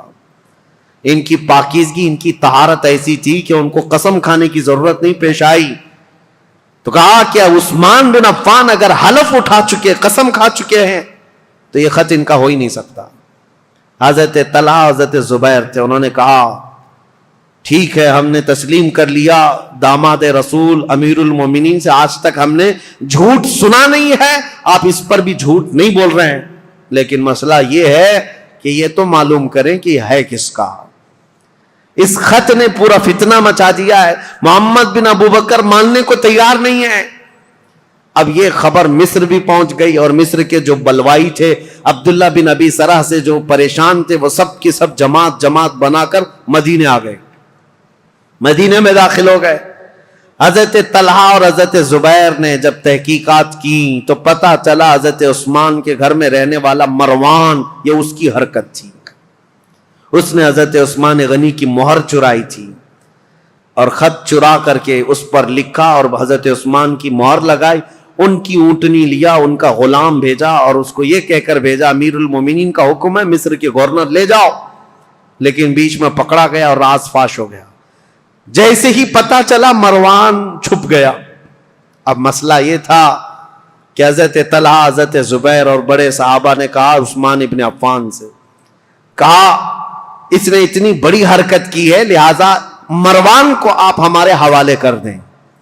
حضرت عثمان رشتہ داروں کے لیے بڑے نرم بھی تھے، آپ کو پتا تھا اگر مروان کو ان کے حوالے کیا جائے تو قتل ہو جائے گا، مار دیا جائے گا۔ حضرت عثمان غنی نے مروان کو ان کے حوالے نہیں کیا، بس یہی بات تھی جو بہت بڑا فتنہ لاحق ہو گیا۔ حضرت علی کرم اللہ وجہہ الکریم نے بھی سارے صحابہ سے کہا حضرت عثمان غنی اگر مروان کو آپ کے حوالے نہیں کرنا چاہتے تو سب کے سب چلے جائیں، اس لیے کہ سزا دینے کا حق خلیفہ وقت کو ہے، عثمان ابن عفان سزا دیں گے۔ حضرت علی اس میں حق بجانب تھے، لیکن حضرت علی کرم اللہ وجہہ الکریم نے بھی حضرت عثمان غنی سے کہا تھا کہ اس مسئلے کو جتنی جلدی آپ فرو کریں گے، ٹھنڈا کریں گے، اتنی جلدی ہم سب کے لیے امان ہے، ورنہ فتنہ بہت بڑھ چکا ہے۔ اب حضرت عثمان غنی رضی اللہ تعالیٰ عنہ سے جب صحابہ نکل گئے تو یہ مصر کے جتنے بلوائی تھے یہ سب کے سب حضرت عثمان غنی کے گھر کے اطراف محاصرہ کر لیے۔ اور حضرت عثمان غنی کے گھر کے اطراف کیوں کھڑے تھے؟ صحابہ پوچھتے تو یہ کہتے مروان ان کے گھر میں چھپا ہوا ہے، جب بھی نکلے گا ہم اسے ماریں گے، ہم خلیفہ وقت کے خلاف نہیں ہیں، مروان کو ہمارے حوالے کرے۔ حالانکہ مروان کب کے ان کے گھر سے بھاگ کر ملک شام جا چکا تھا، حضرت عثمان کے گھر میں تھا بھی نہیں، لیکن یہ بلوائی اسی انتظار میں کہ مروان گھر کے اندر ہے محاصرہ کر کے رکھا۔ کتنے دن؟ 40 دن تک چلا تھا یہ محاصرہ، اور حضرت عثمان غنی پر ایک دانہ پانی بھی اندر جانے نہیں دیتے تھے۔ سیدہ ام المومنین حضرت حفصہ حضور کی زوجہ ہے، وہ پانی کا مشکیزہ لے کر حضرت عثمان غنی کے پاس جا رہی تھیں پانی پلانے کے لیے۔ ان کے خچر پر جو مشکیزہ رکھا تھا ان بلوائیوں نے تیر مار مار کر کے مشکیزہ پھوڑ دیا اور پورا پانی بہا دیا۔ ام المومنین کو تک حضرت عثمان کے گھر جانے نہیں دیا، حضرت عائشہ صدیقہ کو تک جانے نہیں دیا۔ یہ نئے آئے ہوئے لوگ تھے اسلام میں سب، یہ بلوائی۔ ایک دن حضرت عثمان غنی چھت پر کھڑے ہوئے اور پوچھا لوگوں سے، کیا ہے لوگوں، کیا تم میں علی بن ابی طالب ہیں؟ لوگوں نے کہا نہیں ہے۔ کہا تم میں سعد بن ابی وقاص ہے؟ لوگوں نے کہا نہیں ہے۔ کہا طلحہ یا زبیر ہیں؟ کہا نہیں ہے۔ حضرت عثمان نے چھت سے پکار کر کہا، کیا میری بات علی بن ابی طالب تک کوئی پہنچا سکتا ہے؟ کہا کہ کیا بات ہے؟ کہا علی بن ابی طالب سے یہ کہہ دو کہ عثمان بن عفان پچھلے 4-5 دن سے پانی کا ایک گھونٹ بھی نہیں پیا ہے۔ خبر ملی مولا علی کرم اللہ وجہہ الکریم کو، حضرت علی رضی اللہ تعالیٰ عنہ نے اپنے دونوں شہزادوں کو لے کر حضرت حسن اور حضرت امام حسین کو پانی کے مشکیزے بھرے اور چند جوانوں کو لے کر حضرت عثمان کے گھر پہنچ گئے اور پانی پہنچایا۔ یہ صرف اور صرف یہی پانی تھا حضرت عثمان کے گھر جو پہنچا، آخری پانی تھا جو حضرت علی بن ابی طالب کی طرف سے آیا تھا۔ میرے عزیزو، یہ باتیں اس لیے بھی بیان کرنا ضروری ہے کہ لوگ ایسی چیزیں کنٹروورسی بیان کرتے ہیں کہ حضرت علی میں حضرت عثمان میں نہیں بنتی رہی ہوگی اور انہوں نے ایسا کیا ہوگا۔ نہیں، حضرت علی کی نہیں بنتی تھی، حالانکہ حضرت عثمان کے گھر کے دروازے پر پہرا دینے کے لیے امام حسن اور امام حسین کو کھڑا کیا گیا تھا، اور عبداللہ بن زبیر، حضرت زبیر نے اپنے بیٹے کو کھڑا کیا، حضرت طلحہ نے اپنے بیٹے کو کھڑا کیا ہے، بڑے بڑے صحابہ نے اپنے اپنے بیٹوں کو حضرت عثمان کے گھر کے دروازے پر کھڑا کیا ہے، اور یہ تنبیہ کی تھی یہ بلوائی مصر کے کہیں رات کے وقت یا کہیں انجانے میں عثمان بن عفان کے گھر میں داخل نہ ہو جائیں اور کہیں ان کو نقصان نہ پہنچائیں۔ یہاں تک کہ یہ بلوائی جو ہے مصر کے جو لوگ آئے تھے ایک مرتبہ تیر چلائے تھے، ان تیروں کی وجہ سے حضرت امام حسین کا پورا سینہ زخمی ہو گیا، خون خون ہو گئے تھے، اور حضرت امام حسن مجتبیٰ کے سر پر زخم آیا تھا نیزے سے۔ یہ حضرت عثمان کی حفاظت پر دونوں شہزادے کھڑے تھے، اور یہ خون اتنا بہہ گیا تھا جس کو دیکھ کر کے ڈر گئے محمد بن ابو بکر ان میں تھے۔ انہوں نے کہا، ہے لوگو، ہم تو عثمان بن عفان اور بنو امیہ کے خلاف کھڑے ہیں، ابھی تم نے ان کا خون اتنا بہا دیا کہ بنو ہاشم ان کا یعنی بدلہ لینے کے لیے آ جائیں گے۔ بنو ہاشم کون ہے؟ رسول اللہ کا خاندان، اور امام حسن اور امام حسین جب زخمی ہو گئے ہوں تو رسول اللہ کا جو خاندان ہے بنو ہاشم وہ تو بدلہ لینے کے لیے آ جائیں گے۔ محمد بن ابو بکر نے کہا معاملہ سب الٹ جائے گا، عثمان بن عفان کو کوئی دیکھے گا ہی نہیں، حسن اور حسین جو زخمی ہوئے اس کا بدلہ لینے کے لیے قوم ہم پر ٹوٹ پڑے گی، اس لیے اس کام کو جلدی کر دو۔ محمد بن ابو بکر اور چند لوگ چھت پھلان کر کے حضرت عثمان غنی کے گھر کے اوپر سے اندر داخل ہوئے۔ اس وقت سیدنا عثمان بن عفان قرآن کی تلاوت کر رہے تھے، قرآن پڑھ رہے تھے، اور رسول کریم صلی اللہ تعالی علیہ وسلم کو ایک دن پہلے خواب میں دیکھا تھا۔ نبی پاک صلی اللہ تعالیٰ علیہ وسلم کو خواب میں دیکھ کر پھوٹ کر رونے لگے حضرت عثمان. کہا یا رسول اللہ، وہ قوم جس کو میں نے بیر روما وقف کر دیا تھا جب مدینے میں کسی کے پاس پانی نہیں تھا، میں نے ان کے لیے پانی وقف کیا، آج وہ قوم مجھے پانی نہیں دے رہی. نبی پاک صلی اللہ تعالیٰ علیہ وسلم نے حضرت عثمان سے کہا کیا ہے عثمان، تھوڑا اور برداشت کر لو، کل میرے ہاتھ سے پانی پیو. حضرت عثمان کہتے ہیں حضور کو خواب میں اتنا دیکھنے کے بعد تسلی ہو گئی. 40 دن کا محاصرہ چلا ہے حضرت عثمان کے ساتھ، 40 دن کا، وہ 40 دن روزے سے گزرے. حضرت عثمان غنی رضی اللہ تعالیٰ عنہ کی یہ سختیاں، اور جب پانی بھی نہیں پہنچتا، کھانا بھی نہیں پہنچتا، اس وقت رسول کریم صلی اللہ تعالیٰ علیہ وسلم کے کئی صحابہ، میں یہ بات میں بتاتا ہوں، محمد بن ابو بکر چھت پھلانگ کر کے آئے تھے، اس سے پہلے کئی صحابہ آئے، حضرت طلحہ آئے، حضرت زبیر آئے اور دیگر بڑے صحابہ آئے. کہا امیر المومنین یہ حالات بڑے سخت ہو گئے، 3 باتوں میں سے ایک بات کر لیجیے آپ، یا تو آپ کسی چھپے ہوئے راستے سے ملک شام چلے جائیں، وہاں آپ کی حفاظت ہو سکتی ہے، یا تو پھر مروان کو پکڑوا کر کے اس کو سب کے سامنے سزا دے دیں، معاملہ ٹھنڈا ہو سکتا ہے، یا تو پھر آپ اپنی خلافت سے دستبردار ہو جائیے، خلافت سے آپ ہٹ جائیے. حضرت عثمان نے کہا یہ تینوں کام نہیں کر سکتا، مروان میرے پاس نہیں. رہی بات مجھے ملک شام جانے کی بات کر رہے ہو، حضرت عثمان غنی کہتے ہیں میرے جسم کے ٹکڑے ہو جائیں میں رسول اللہ کا مدینہ چھوڑ کر نہیں جا سکتا. میں رسول اللہ کا پڑوسی ہونے کے لیے اپنا وطن مکہ چھوڑ کر یہاں آیا، اپنی جان بچانے کے لیے میرے نبی کا شہر چھوڑ کر نہیں جا سکتا. اور رہی بات تیسری، خلافت چھوڑ دیجئے، سنو اس بات کا مجھے شوق نہیں ہے، لیکن میرے آقا صلی اللہ تعالیٰ علیہ وسلم کی حدیث ہے، رسول اللہ نے فرمایا تھا عثمان بن عفان کو ایک جبہ دیا تھا، اور اس کے بعد کہا اے عثمان، اللہ تمہیں ایک جبہ پہنائے گا اور میری امت اس کو اتارنے کی کوشش کرے گی، لیکن تم موت تک اس جبے کو اتارنا مت. حضرت عثمان نے کہا اس جبے سے مراد رسول اللہ نے جو فرمایا تھا وہ خلافت کا جبہ تھا جو اللہ نے مجھے پہنایا، اور میں نے اپنی زندگی میں رسول صادق صلی اللہ علیہ وسلم کی بات سچ ہوتے دیکھا. قوم مجھ سے وہ جبہ اتارنے کی کوشش کر رہی ہے اور میں ابھی تک برقرار ہوں تو صرف رسول اللہ کے فرمان کی وجہ سے. میرے آقا نے فرمایا ہے. تو صحابہ نے جب یہ 3 باتیں رکھی، حضرت عثمان نے تینوں کا جواب دیا تو سب صحابہ چلے گئے. اب وہ 40واں دن تھا جب حضرت عثمان قرآن کی تلاوت کر رہے تھے. حضرت حسن، حضرت امام حسین، حضرت عبداللہ بن زبیر، حضرت طلحہ کے بیٹے، یہ سب دروازوں پر کھڑے تھے، لیکن چھت سے یہ لوگ داخل ہو گئے. جیسے ہی آئے، محمد بن ابو بکر کون ہے؟ حضرت ابو بکر صدیق کے بیٹے.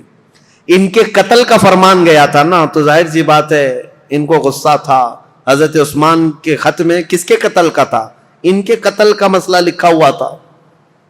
عبداللہ بن ابی سرح کو جو خط لکھا گیا تھا مروان نے، وہ محمد بن ابو بکر کے قتل کا تھا. تو محمد بن ابو بکر داخل ہوئے اور آتے ہی حضرت عثمان غنی کی داڑھی پکڑ لی. کہا عثمان بن عفان سے، امیر المومنین آپ ایسا کیسے کر سکتے ہیں؟ میرے ساتھ ایسا کیسے کر سکتے ہیں آپ؟ ایک طرف مجھے گورنر بنا کر بھیج رہے تھے اور دوسری طرف اس کو میرے قتل کا لیٹر بھیج رہے تھے. حضرت عثمان نے کچھ نہیں کہا اے محمد، اگر تیرے باپ یہ حرکت کرتے ہوئے دیکھتے تو زندہ نہیں بچتا. وہ ڈر گئے محمد بن ابو بکر، کیونکہ حضرت ابو بکر صدیق اگر دیکھ لیتے اس بات کو. حضرت عثمان نے صرف اتنا جملہ کہا اگر تیرے باپ ہوتے تو میری داڑھی تک تیرا ہاتھ نہیں آ سکتا تھا. تو حضرت محمد بن ابو بکر ان کے ہاتھ پر کانپنے لگ گئے، پیچھے ہو گئے، اور اس کے بعد دروازے پر جا کر زور زور سے توبہ کرنے لگے مجھ سے کیا ہو گیا، اور گھر سے باہر نکل کر کے آئے. لیکن حضرت محمد بن ابو بکر کے ساتھ جو مصر کے 2 بلوائی آئے تھے، انہوں نے اپنے نیزے سے حضرت عثمان کے سینے پر مار کر کے ان کو شہید کیا. انا للہ و انا الیہ راجعون. سیدنا عثمان بن عفان رضی اللہ تعالیٰ عنہ کو جس وقت شہید کیا گیا، آپ کا خون نکل کر کے قرآن کے ورقوں پر پڑا تھا، اور جس آیت پر پڑا تھا وہ یہ تھی فَسَيَكْفِيكَهُمُ اللَّهُ، اللہ ان لوگوں کے لیے کافی ہو جائے گا اللہ ان کے لیے کافی ہو جائے گا. صبغۃ اللہ ومن احسن من اللہ صبغہ، اللہ کا رنگ سب سے بھاری رنگ ہے، اس سے بہتر رنگ کس کا ہے؟ اس آیت پر وہ خون کے قطرے پڑے تھے. وہ قرآن پاک آج بھی ترکی میں موجود ہے. حضرت عثمان غنی کا تلاوت کرنے والا جو قرآن تھا، میرے عزیزو، یہاں شہادت عثمان بن عفان ہو گئی. اتنا قتل ہوتے ہی آپ کی جو بیوی اس وقت موجود تھی، نائلہ، یہ چھت پر کھڑی ہو گئی اور چیخ کر کے لوگوں کو خبر دینے لگی، امیر المومنین قتل ہو گئے، امیر المومنین قتل ہو گئے. آواز سن کر کے صحابہ تیزی سے دوڑنے لگ گئے. مسجد نبوی کے آس پاس سب صحابہ جمع ہونے لگے. حضرت علی کرم اللہ وجہہ الکریم کی بات پھر میں بتاؤں.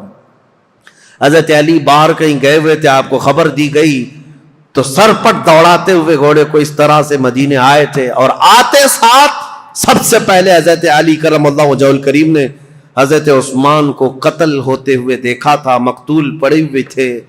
تو آتے ساتھ سب سے پہلے حضرت امام حسن کو ایک تماچا لگایا، امام حسین کے سینے میں گھونسا مارا اور کہا، کیا میں تم دونوں کو عثمان بن عفان کی حفاظت کے لیے نہیں کھڑا کیا تھا؟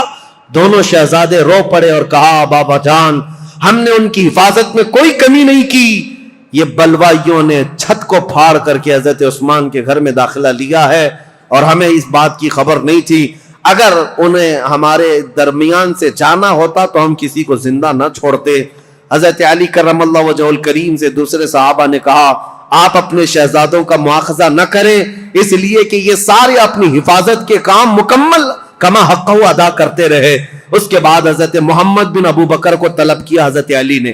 حضرت علی جلال میں تھے، پوچھا محمد بن ابو بکر کہاں ہے؟ بلایا اور ان کو پکڑ کر کے لائے اور کہا، کیسے تم داخل ہوئے؟ کہا، یہ میری غلطی تھی، چھت کے اوپر سے میں داخل ہوا. کہا، تم قاتل ہو عثمان بن عفان کے؟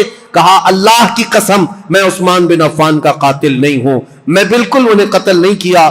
جیسے ہی میرے ہاتھ ان کی داڑھی تک گیا، انہوں نے میرے باپ کا نام یاد کیا اور مجھے غیرت ایسی آئی کہ میں کھڑا نہ ہو سکا اور ان کے دروازے پر کھڑے ہو کر کے میں نے سچی توبہ کی ہے. حضرت علی کرم اللہ وجہہ الکریم نے ان کی باتیں سنی، اتنے پر کافی نہیں، ان کا ہاتھ پکڑ کر گھر میں لے گئے اور امیر المومنین عثمان بن عفان کی جو اہلیہ تھی ان کو طلب کیا. جو زوجہ تھی وہ گھر میں اندر تھی، بلایا اور کہا، کیا عثمان بن عفان کے قاتل یہ ہیں؟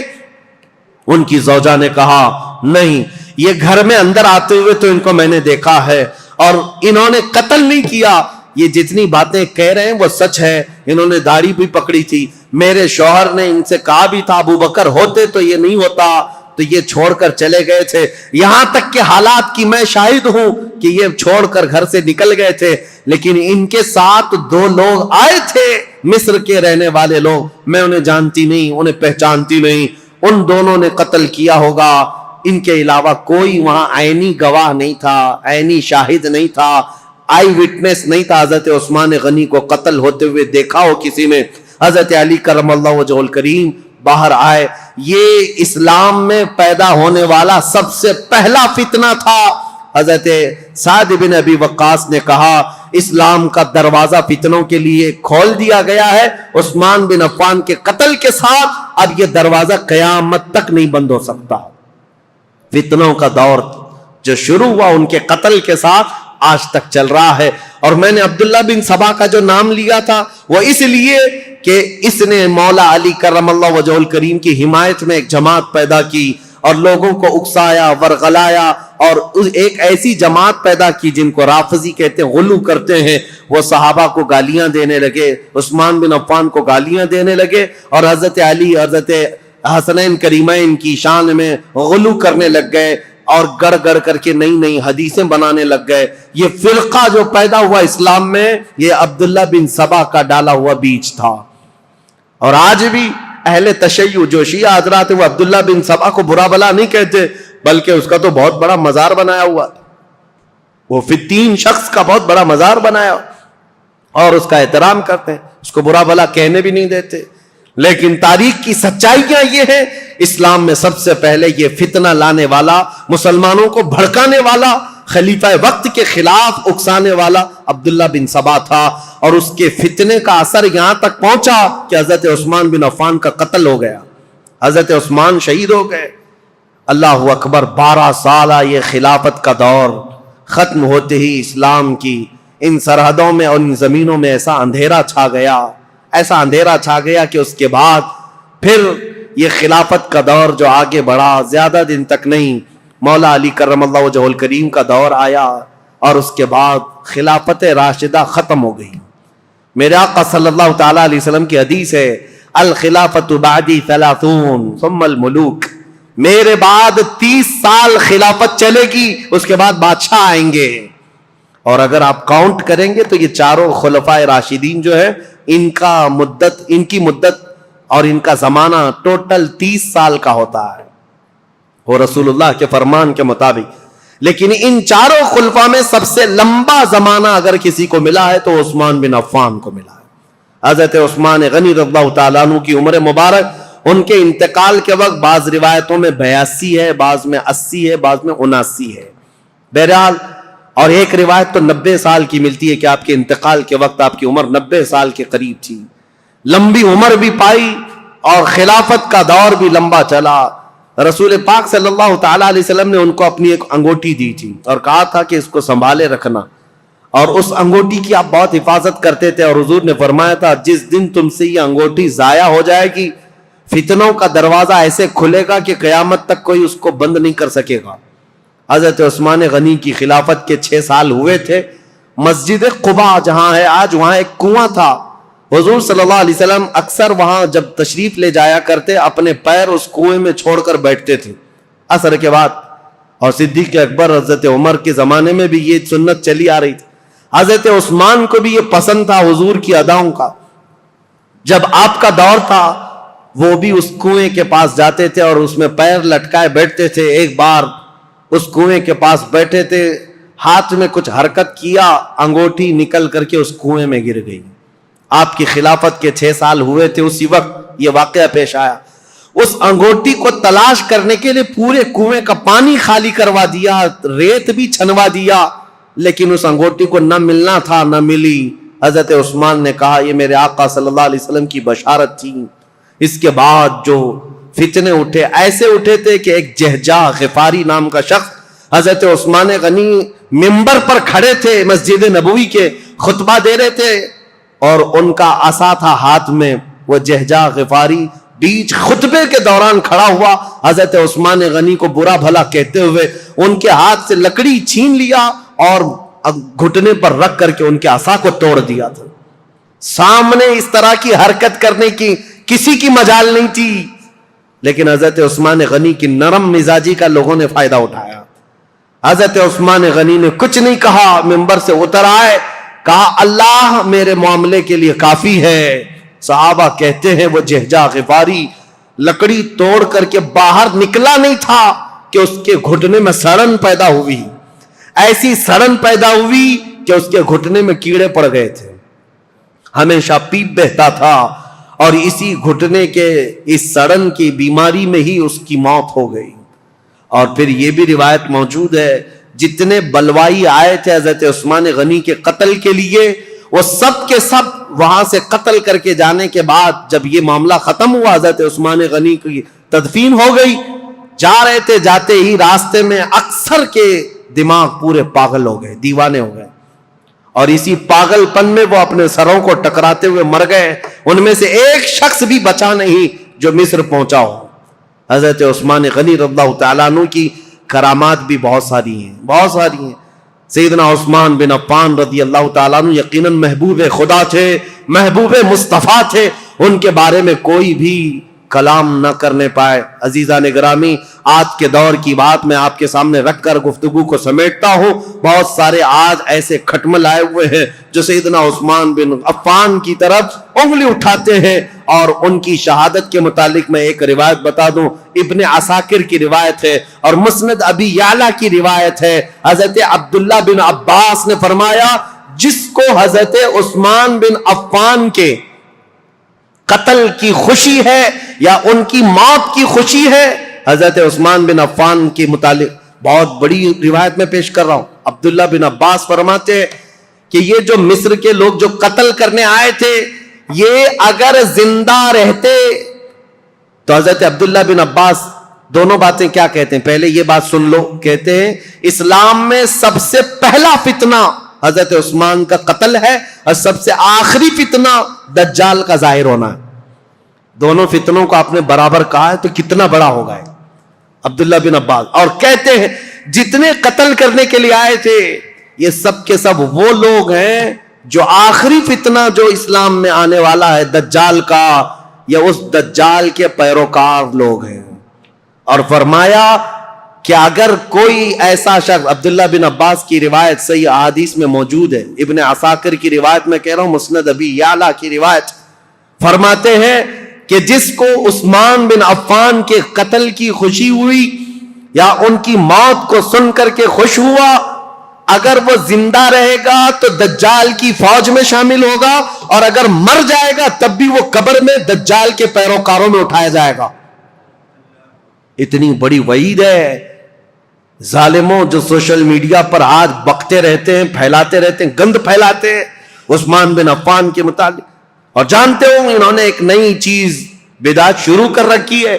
حضرت عثمان غنی کی شہادت کے دن خوشیاں مناتے ہیں، ایک دوسرے کو مبارکبادیاں دیتے ہیں، اور پھر پوچھنے پر یہ کہتے ہیں نہیں ہم ان کی موت کی خوشی نہیں منا رہے، اس دن مولا علی کرم اللہ وجہہ الکریم خلیفہ بنے تھے اس کی خوشی منا رہے ہیں. یہ اور بات ہے عزیزان گرامی، نیتوں کا اللہ مالک ہے. اگر مولا علی کرم اللہ وجہہ الکریم کی خلافت کی خوشی ہے تو یقیناً پورے کروڑوں مسلمانوں کو ان کی خلافت کی خوشی ہے. لیکن ساتھ میں اگر حضرت عثمان غنی کی موت کی کوئی خوشی مناتا ہے تو حضرت عبداللہ ابن عباس کے فرمان کے مطابق وہ دجال کے پیروکاروں میں ہے، وہ دجال کی فوج میں شامل ہونے والا شخص ہے. اسی لیے اپنی زبانوں کو لگام دو، اپنی عقلوں کو پردے ڈال کر کے جو چاہے بک بک نہ کرو. آج یہ محرم کے دور میں یہ بہت ساری چیزیں آئیں گی، سوشل میڈیا میں ابھی بہت سارے گند پھیلانے لگ جائیں گے یہ تینوں خلفاء کے بارے میں، اور کبھی حضرت امیر معاویہ کے بارے میں، انہوں نے ایسا کیا، انہوں نے ایسا کیا، اور یہ اپنی عاقبت برباد کر رہے ہیں، اپنی آخرت خراب کر رہے ہیں. اس لیے رسول اللہ کے صحابہ کے متعلق میرے عزیزوں مجھے اتنا بیان کرنے کے لیے جتنا میں نے بیان کیا آج، یہ بہت ہی احتیاط والی چیز تھی. اگر اس میں میری زبان کہیں پر پھسلی ہو، لاکھ مرتبہ میں توبہ کرتا ہوں اللہ کی بارگاہ میں، مولا مجھے معاف کر دے. میں استغفار کرتا ہوں مولا مجھے معاف کر دے کہ حضور صلی اللہ تعالیٰ علیہ وسلم کے صحابہ کی تاریخ بتا رہا ہوں. یہ آسان کام نہیں تھا. حضرت عثمان کا دور بتانے میں دیگر صحابہ کے بھی معاملات ہیں. حضرت ابو ذر غفاری کو انہوں نے معزول کیا، حضرت عمرو بن عاص کو معزول کیا، عبداللہ ابن مسعود کو معزول کیا. بڑے بڑے صحابہ ہیں، ایک طرف عثمان بن عفان ہے، ایک طرف مولا علی کرم اللہ وجہہ الکریم ہے. یہ سب صحابہ، حضرت طلحہ اور زبیر نے حضرت عثمان کے ساتھ جا کر سختی سے کیسے پوچھا تھا کہ خط کس کا ہے، یہ سارے معاملات. لیکن اے سنیو، اس مجمع میں، اس پوری تقریر میں میں نے تو بھرپور یہ کوشش کی ہے کسی بھی صحابی کے مقام میں ذرا بھی فرق آنے نہ پائے. کیا آپ کو یہ محسوس ہوتا ہے کہ میں نے کسی کو ٹرول کیا ہے، کسی صحابی کے درجے کو گھٹا کر؟ جہاں جس کے مقامات ہیں ہم نے تعظیماً عرض کرنے کی کوشش کی. اس کے باوجود بھی اگر زبان کہیں پھسلی ہے میں لاکھ مرتبہ توبہ کرتا ہوں مولا کی بارگاہ میں. کسی بھی صحابی رسول کے متعلق مولا ہماری زبان کھلنے سے پہلے ہمیں موت عطا فرما.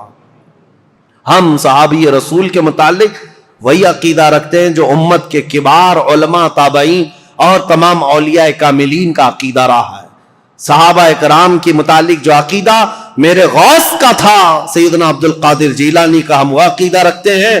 انہوں نے یہ فرمایا تھا صحابی کے درجے کی بات کرتے ہو، وہ صحابہ رسول اللہ کے جو جہاد میں گھوڑوں پر بیٹھ کر جاتے تھے، ان گھوڑوں کے ٹاپ کے نیچے سے جو دھول اڑتی تھی، غوث کا مقام وہاں تک بھی نہیں پہنچ سکتا. ہم ان صحابہ کے متعلق اس طرح ادب کی بات کرتے ہیں. لہذا سیدنا عثمان بن عفان کی بات آئے، کسی کی بھی بات ہے، ادب کا پہلو ہمیشہ ملحوظ رکھو.